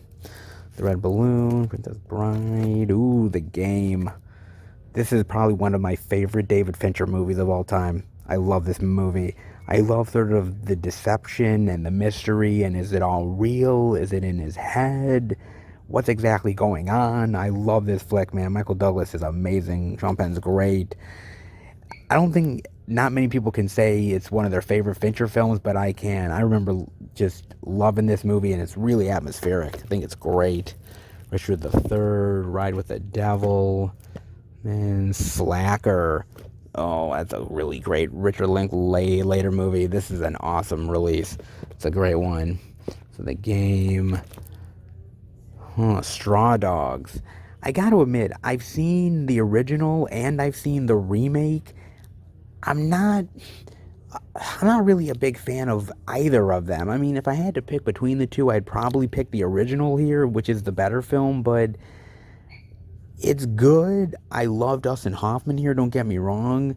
It's got some really great moments, but I think other films did it slightly better, though. But, I mean, Susan George is fantastic here. I mean, everybody is, but it's sort of like these sort of backwoods people that are basically wanting revenge against these other people, and it's sort of like home invasion gone terribly wrong. Not bad. It is controversial, especially for Sam Peckinpah, but it is what it is. It's not perfect, but I do kind of enjoy it at times. It's not bad, though. Oh, Sex, Lies, and Videotape. Another one of those great Steven Soderbergh movies, man. This is very provocative, very intriguing, very revealing. Man, it's movies like Sex, Lies, and Videotape or Crash that really dives you into the seedy side of sexuality. It really does, man. It's really good, though. Really fantastic, man. I love it. Andy McDowell's fantastic here, and so is Peter Gallagher. So good, man. You can't unsee it. So good, man. Silence of the Lambs. Oh, nice. I already own this edition. I know, like, the 4K is out now, obviously. But this is such a really great edition, man. And the Silence of the Lambs is so good, man. Jonathan Demme was such an amazing director. Anthony Hopkins as Hannibal Lecter, still one of the most iconic villains of all time. Jodie Foster, Buffalo Bill. Oh, man, it's iconic. So good. Scanners, which is amazing. I already own this edition, but Scanners is awesome. The head exploding scene is so good. I mean, there's other really great things about that, but come on. The head exploding. So good. Shortcut, Secrets and Lies. Seven Samurai. Akira Kurosawa. Yes. So along with getting Ran, get Seven Samurai and have like an Akira Kurosawa night. That sounds pretty good. I ain't gonna lie, man. Sid and Nancy. Samurai Trilogy. Roma. Oh, nice. Some Like It Hot. I know that this is coming out on 4K. I believe next year, which I am definitely looking forward to. I love this movie, man. It's probably one of my favorite old school black and white comedies of all time, man. I love this one. Jack Lemmon is hilarious here. And Marilyn Monroe. You know, Marilyn Monroe wasn't exactly the best actress of all time. I mean, there's been rumors that she couldn't really remember her lines and she had a really tough time filming and people got frustrated with her, but she is absolutely gorgeous. She's beautiful. She's got charm for days on end, and the chemistry that she has with the guys here is fantastic. I mean, there's not many men dressing up as women flicks that I kind of enjoy, but this happens to be probably the best one that I do enjoy, man. I do dig this one. Really great, man. Oh, Shampoo. Old school 70s goodness, man. Oh, so good, man. Oh, that's great. Hal Ashby. Hal Ashby was a really great director, man. He did some really wonderful work, man. And this is another one of those. Warren Beatty is so good. And look at that hair, man. Goldie Hawn back in the day. Man, this is so 70s. So good. Time Bandits, great Terry Gilliam. Thin Red Line. Love Thin Red Line. It's probably one of the best underrated war movies of all time. It truly is, man. This came out, I think, the same year as Saving Private Ryan. And Saving Private Ryan was such the more blockbuster movie, the more high-profile one. But this is a really solid war film, man. A great Terrence Malick flick. Really, really good, man. Some really great actors here. Some really great war sequences. if you're into war films, this is worth it. Definitely is, man. And speaking of David Lynch weirdness, Twin Peaks Fire Walk with Me, man. I gotta admit, I am a big Twin Peaks fan. I love Twin Peaks. It's bizarre as shit. Sometimes doesn't make a lick of goddamn sense, but it is really fun, man. It truly is. And this movie, man, it is like a fever dream of a film. And unless you are a big old school fan of Twin Peaks, I don't know if people would really get into this movie. I mean, it's probably one of the least accessible David Lynch films. It's just not really one that, unless you're a fan, you go into with repeat viewings. You know what I mean? But it's really great, though. I mean, I love the character of Laura Palmer. I love the weird sort of nightmares and dreams and the quirky situations. I mean, I've always loved Twin Peaks, but this movie is like the nth degree of it. It's really wild, man. It's sort of shocking to me that these movies ever get made, because how the hell does anybody give them money for this shit? I mean, seriously, how does a huge studio say, yeah, go ahead and make this weird, quirky movie, man? It's like weird backwards speech and moments and situations that make no goddamn sense, and it's just so bizarre of a film, man. It really is, but it's, again, really well done. You would never be able to make a movie like this today unless it's like some weird art house indie flick, but God bless David Lynch, man. Really, seriously, man. God bless the dude. Ooh, Tootsie. I love Tootsie. Oh, so good. Dustin Hoffman, man. Dressing up as a woman and pretending to be a chick. That's great. He's kind of a looker. A little bit, I guess. I don't know, man. I mean, I love this movie, but I know it's not for everybody. I showed my girlfriend this flick, and I wanted to show her it because it's an interesting sort of play on being a woman and the difficulties of being a woman, and how a man would understand that through dressing up and interacting as a woman. And it was just kind of interesting seeing it from her perspective, and she liked it. She didn't love it. She had a lot of problems with the movie, but she understood where it was coming from and where the film's heart was at the time. I really love it, dude. I've always loved it. It was one of those movies where I watched it on VHS, and I loved the comedy of it with Dabney Coleman and Bill Murray, and I never really saw it as sort of like a feminist statement until many, many, many years later, when I was like, oh yeah, I kind of get what they were doing. At the time, I was a kid. I just enjoyed sort of the wacky comedy of it, but there is a lot more to the film than just the comedy aspects to it.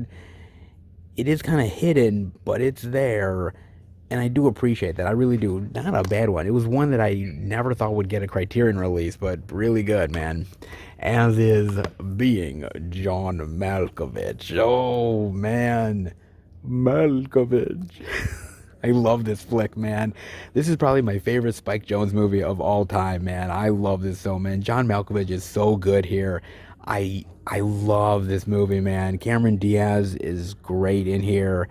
I love the writing of Charlie Kaufman.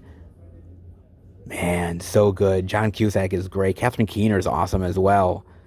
It's just such a bizarre concept, right? You find a hole in an office that goes into Malkovich's brain, and you're able to be Malkovich for a short period of time.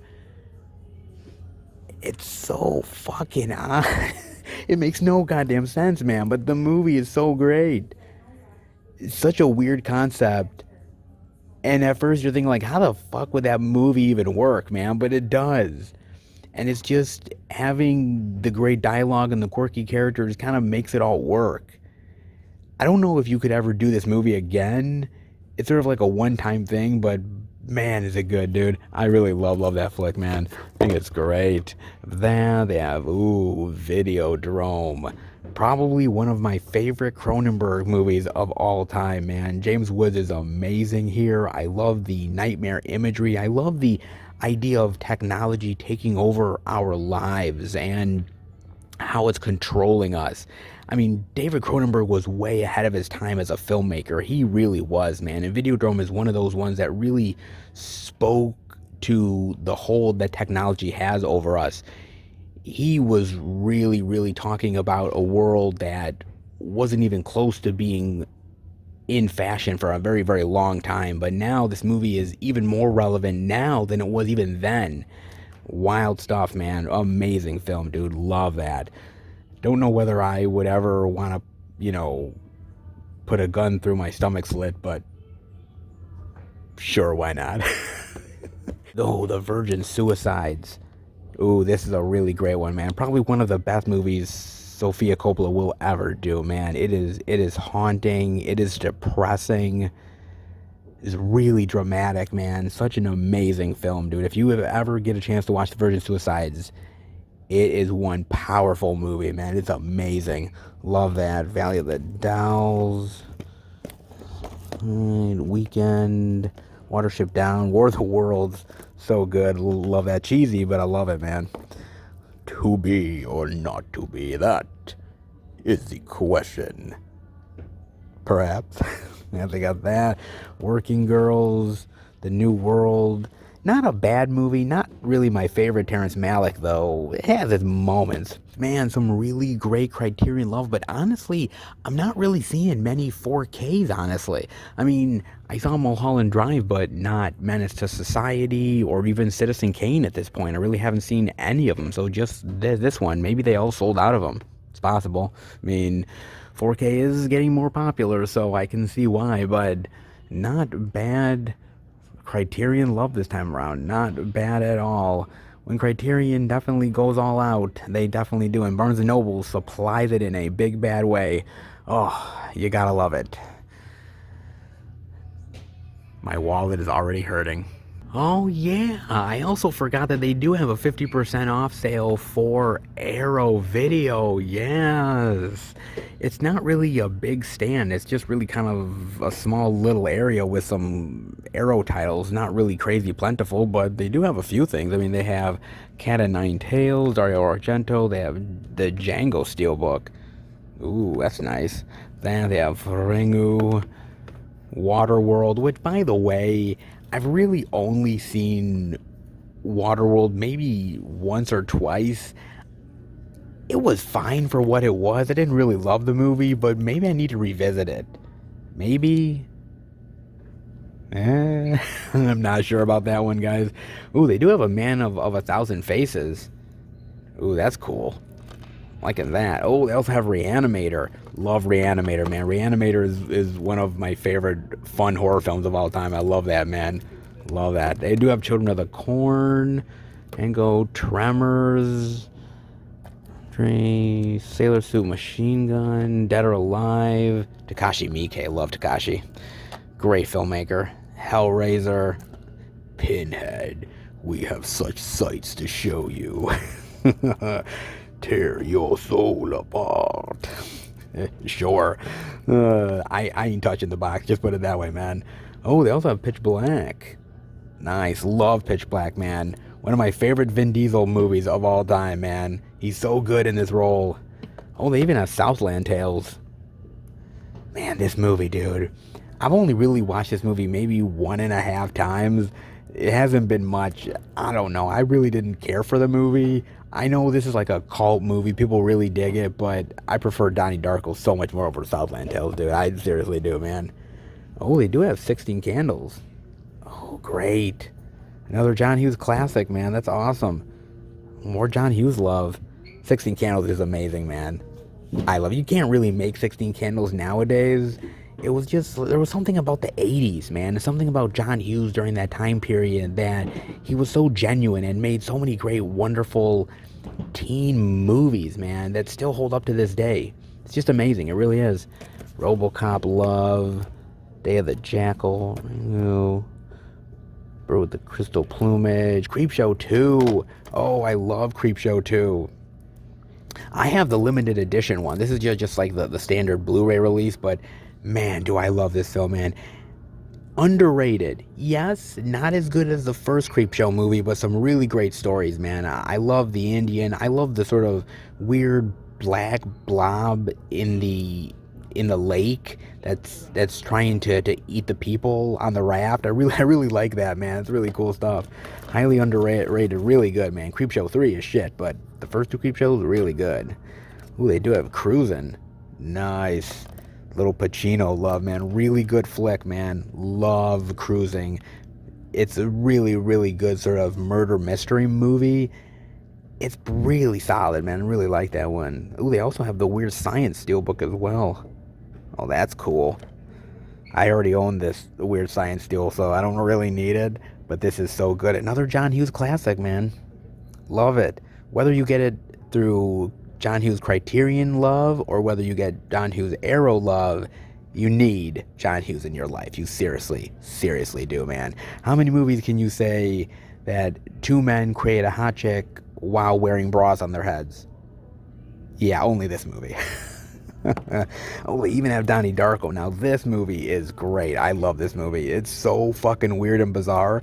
And honestly, it's one of my girlfriend's favorite films of all time. Seriously.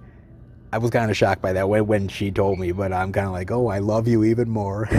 You love Donnie Darko. There's something kind of twisted that she likes Donnie Darko, man.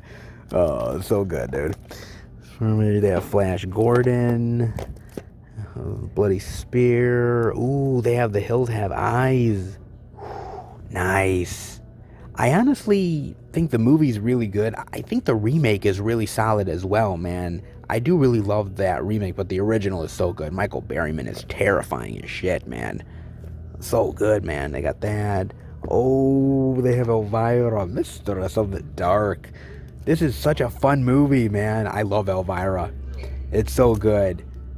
She's such a fun character, man. Great personality. I love that, man. 12 Monkeys. Oh, and they also have the 12 Monkeys Steelbook as well. Oh, that's nice. I don't think I've ever seen this one before. I love 12 Monkeys. Again, really fantastic Terry Gilliam, man. I love this. And I love the time travel aspects to this and the complications of time travel. Some movies aren't able to pull off time travel well, and others do it very expertly. Terry Gilliam did it really fantastic in 12 Monkeys. Brad Pitt is amazing in this movie. So is Bruce Willis. Really amazing flick, dude. Love this film, man. Nice. Really fantastic, man. I mean, they don't have a lot. Just a little bit of Arrow love, but still, the fact that Barnes & Noble is doing 50% off Arrow is pretty goddamn cool. I'm not gonna lie, man. Let's hope for more Arrow love in the future, because that would be pretty damn sweet. Nice. Oh, if you are a fan of boutique label love, Barnes & Noble is kind of where it's at. You know, I was looking around here, guys, and it's kind of cool, honestly, because they have some really great media. Like, if you just kind of just browsing and looking around, there's some really great stuff we're checking out. I was noticing, like, they got Practical Magic. I haven't seen Practical Magic in, like, forever, man. That is so good.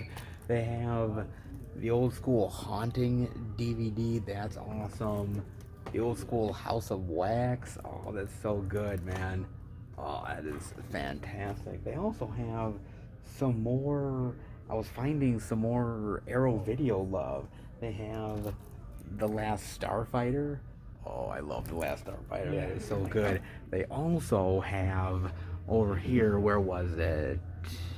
Yes. Death Screams. Look at that. They have Death Screams. That is cool, man. Oh, your body in pieces. I've seen Death Screams, and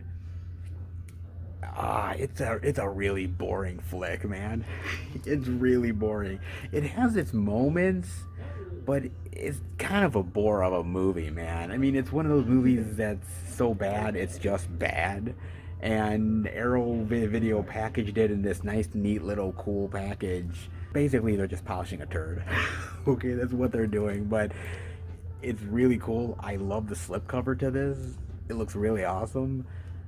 But like I said, I've seen the movie. Yeah, I'm not buying it, guys.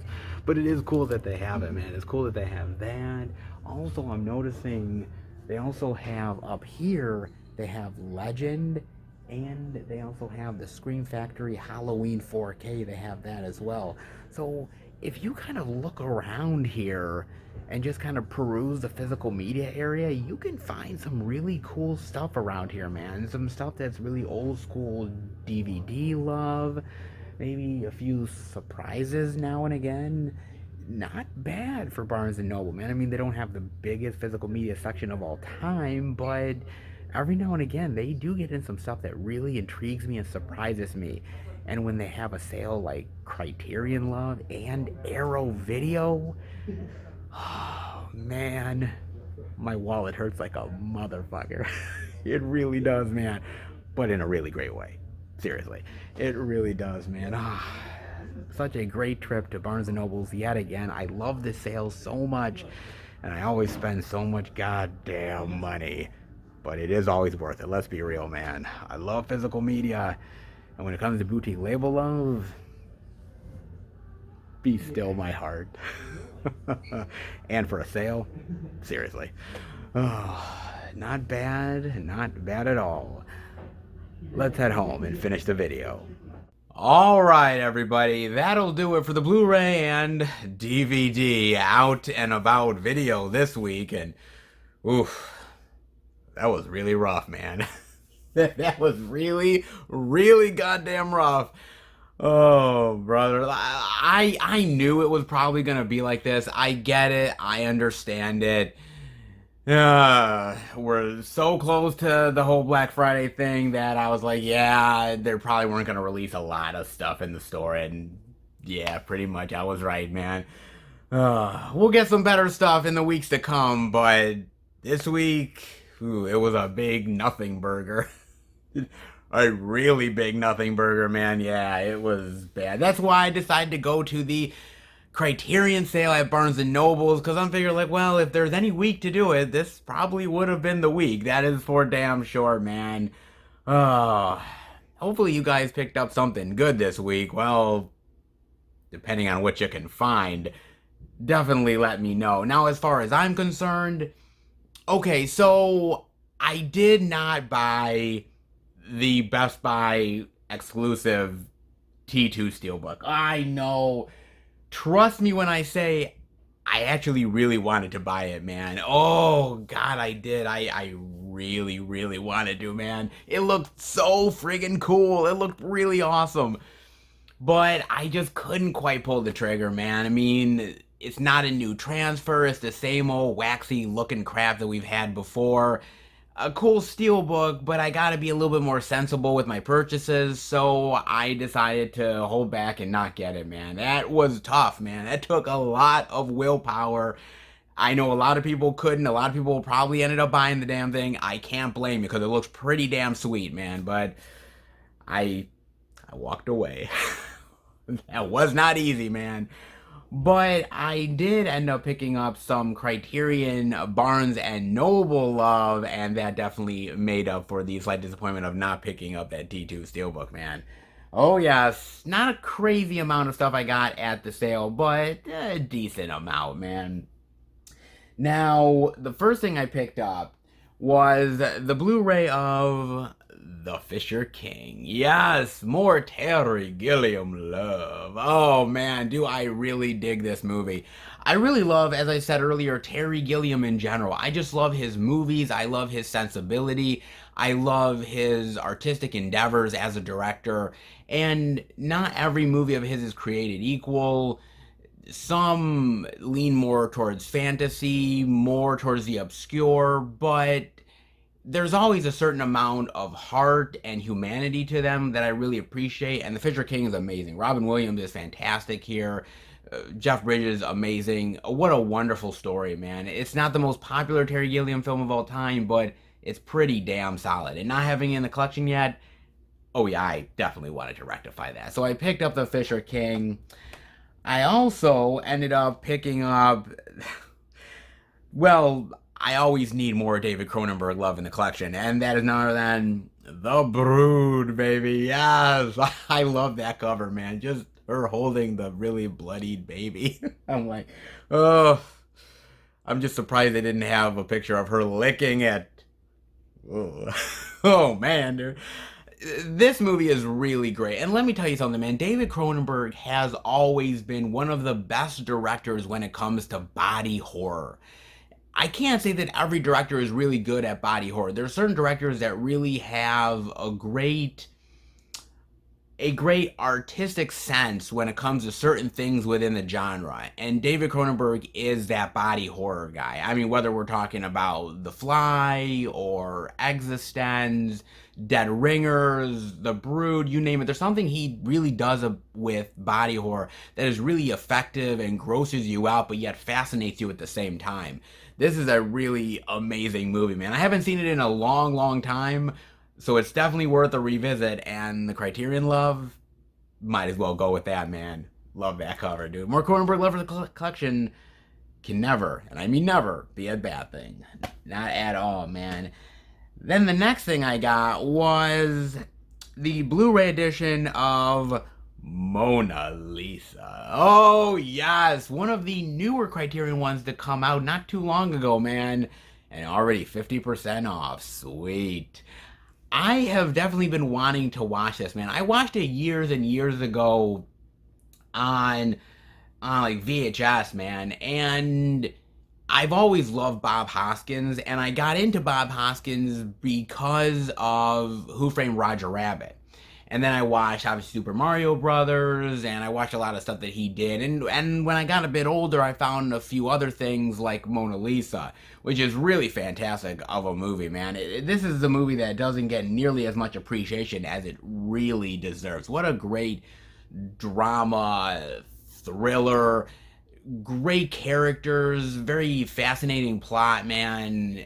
Twists and turns. I really dig this movie a lot, man. I thought it was really great. Neil Jordan's a fantastic director, and I'm so glad that this is getting Criterion love, getting a little bit of more of appreciation. It definitely deserves it, man. I decided I gotta do it. Gotta pull the trigger on Mona Lisa. Well worth it, baby. At least in my opinion, very, very well worth it. So I got those three top titles, right? And I am at the checkout and going up to the cashier. And the cashier asked, well, did you find everything that you were looking for? And I said, actually, no, I didn't find everything I was looking for. And I said, I know you guys have, or you're supposed to have, some Criterions that came out on 4K this week. And he's like, oh, which ones were they? And I explained, I said, well, there's one in particular that I want. And he's like, well, let me look it up. And so he did. And he says, oh, we have 3 of them in stock. And I'm thinking to myself, wait a minute, I went through all of the Criterion collection stuff that you have in the back. Like, I did not find one single copy of this title. And he's like, oh, you know, sometimes we have them behind the desk where, you know, our representatives are, you know, if it's 4K or if it's something a little bit more expensive, we kind of keep it over there. So I'm like, really? I wish I would have known that. So they had one of the people in the back end up bringing it to the front, and I'm like, oh my God, they have it. And I had to pick it up, man. I so did. Because I definitely wanted a little menace to society. Oh, yes. I picked up in society. Come on, I had to pick it up, guys. Oh, Lord, dude. I really love this movie, man. What a really fantastic film this is. So absolutely amazing. It's such a great drama, such an eye-opening movie about, you know, the culture and being a certain type of person and getting stuck into this monotonous way and how it's hard to break free from that. There's so much really great themes here, amazing acting. This is a fantastic movie. And when Criterion announced this, I was like, okay, it's cool that it's coming out on Blu-ray, but the fact that it's also coming out on 4K is really awesome.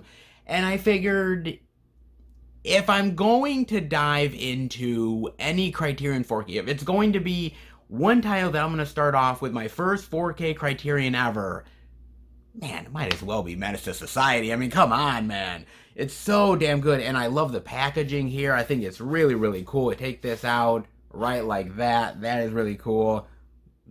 The bullet holes there, awesome.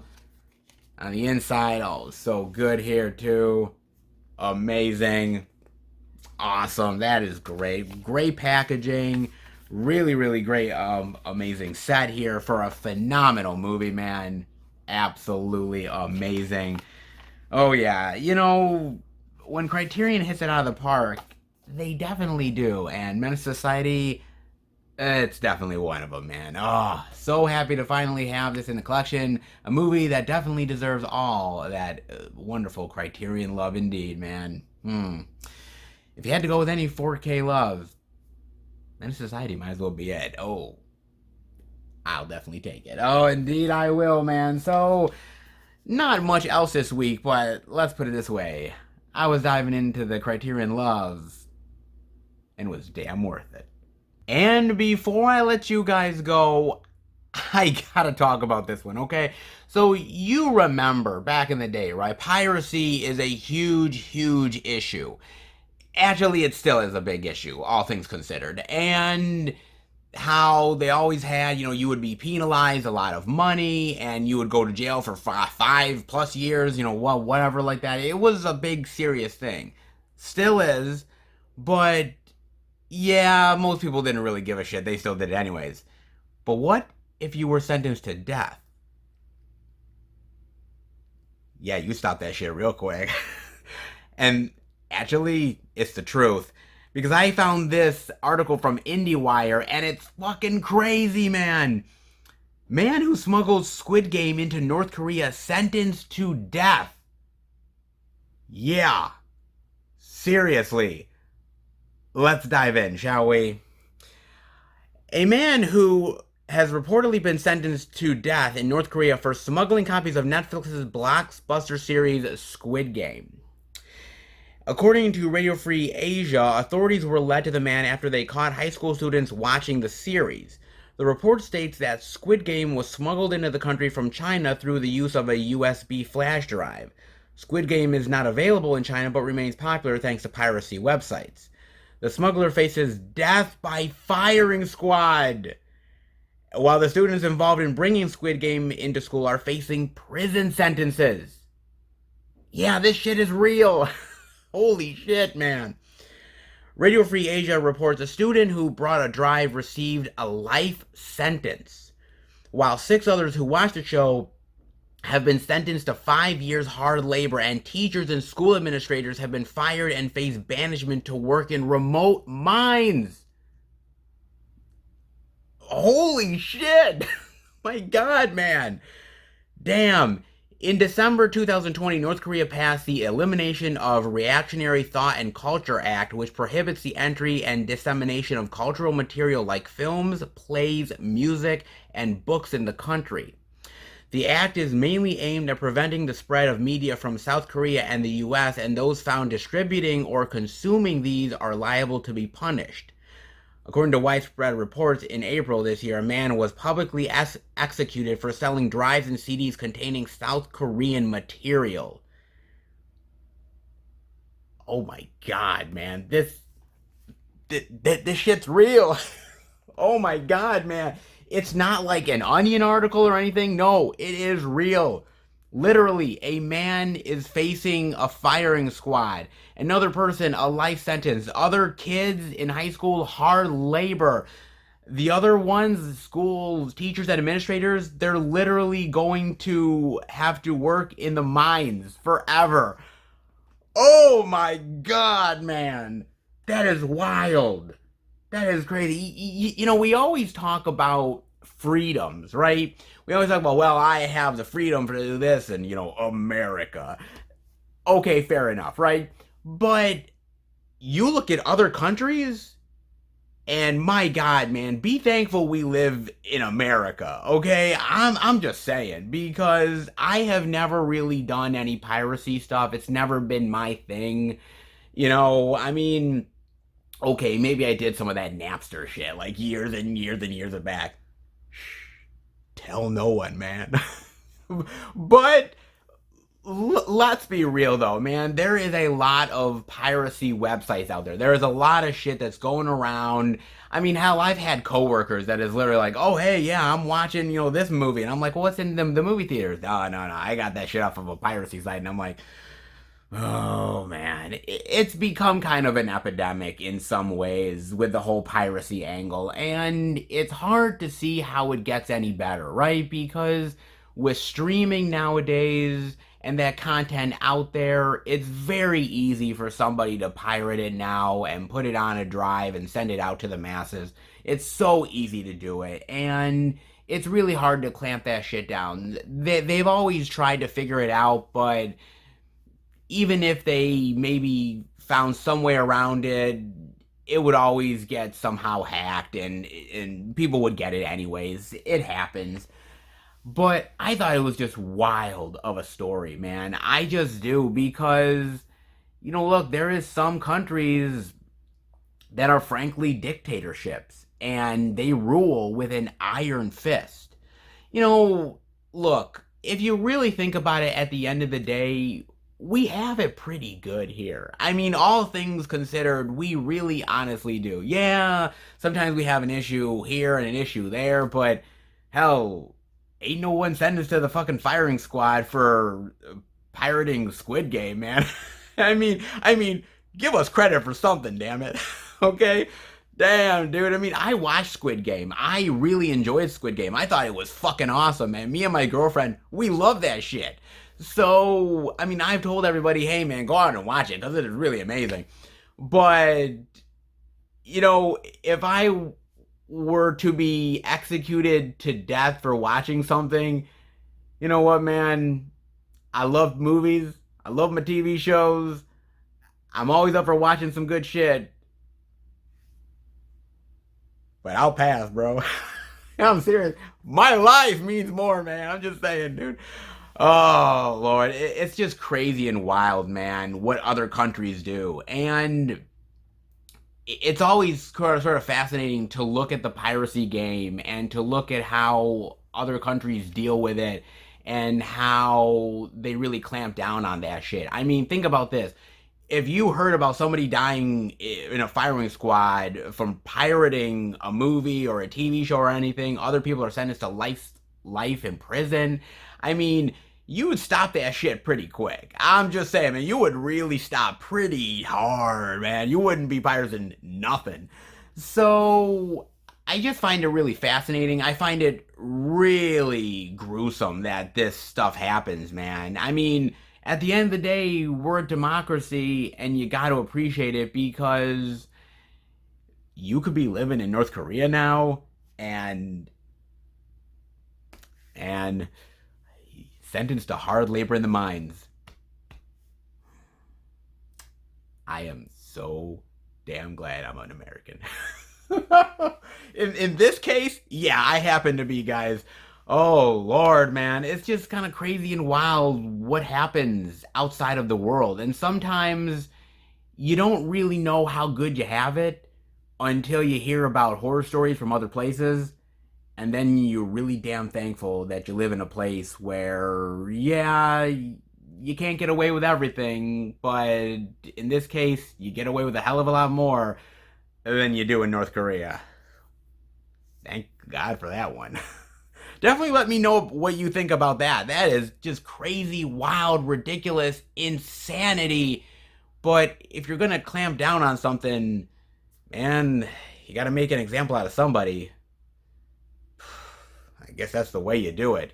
It's practically a horror movie. Man, maybe they should make that into a horror movie. Hell, I'd watch it.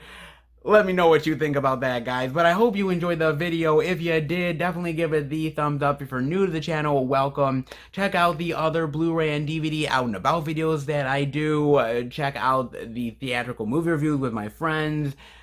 Movie hunting like Dollar Trees, live streams, Blu-ray pickup videos, and much, much more. If you are a lover of movies and physical media, hit subscribe and become a part of the Film Fan Nation. I want to thank each and every one of you who watch the content, give me great feedback, comments, really support the channel. I truly appreciate it 100%, man. Thank you so much for the love that you give me and give this channel. You give the love to me in a big bad way, and hopefully I give the love right back to you. So thank you so much from the bottom of my heart. Thank you so much.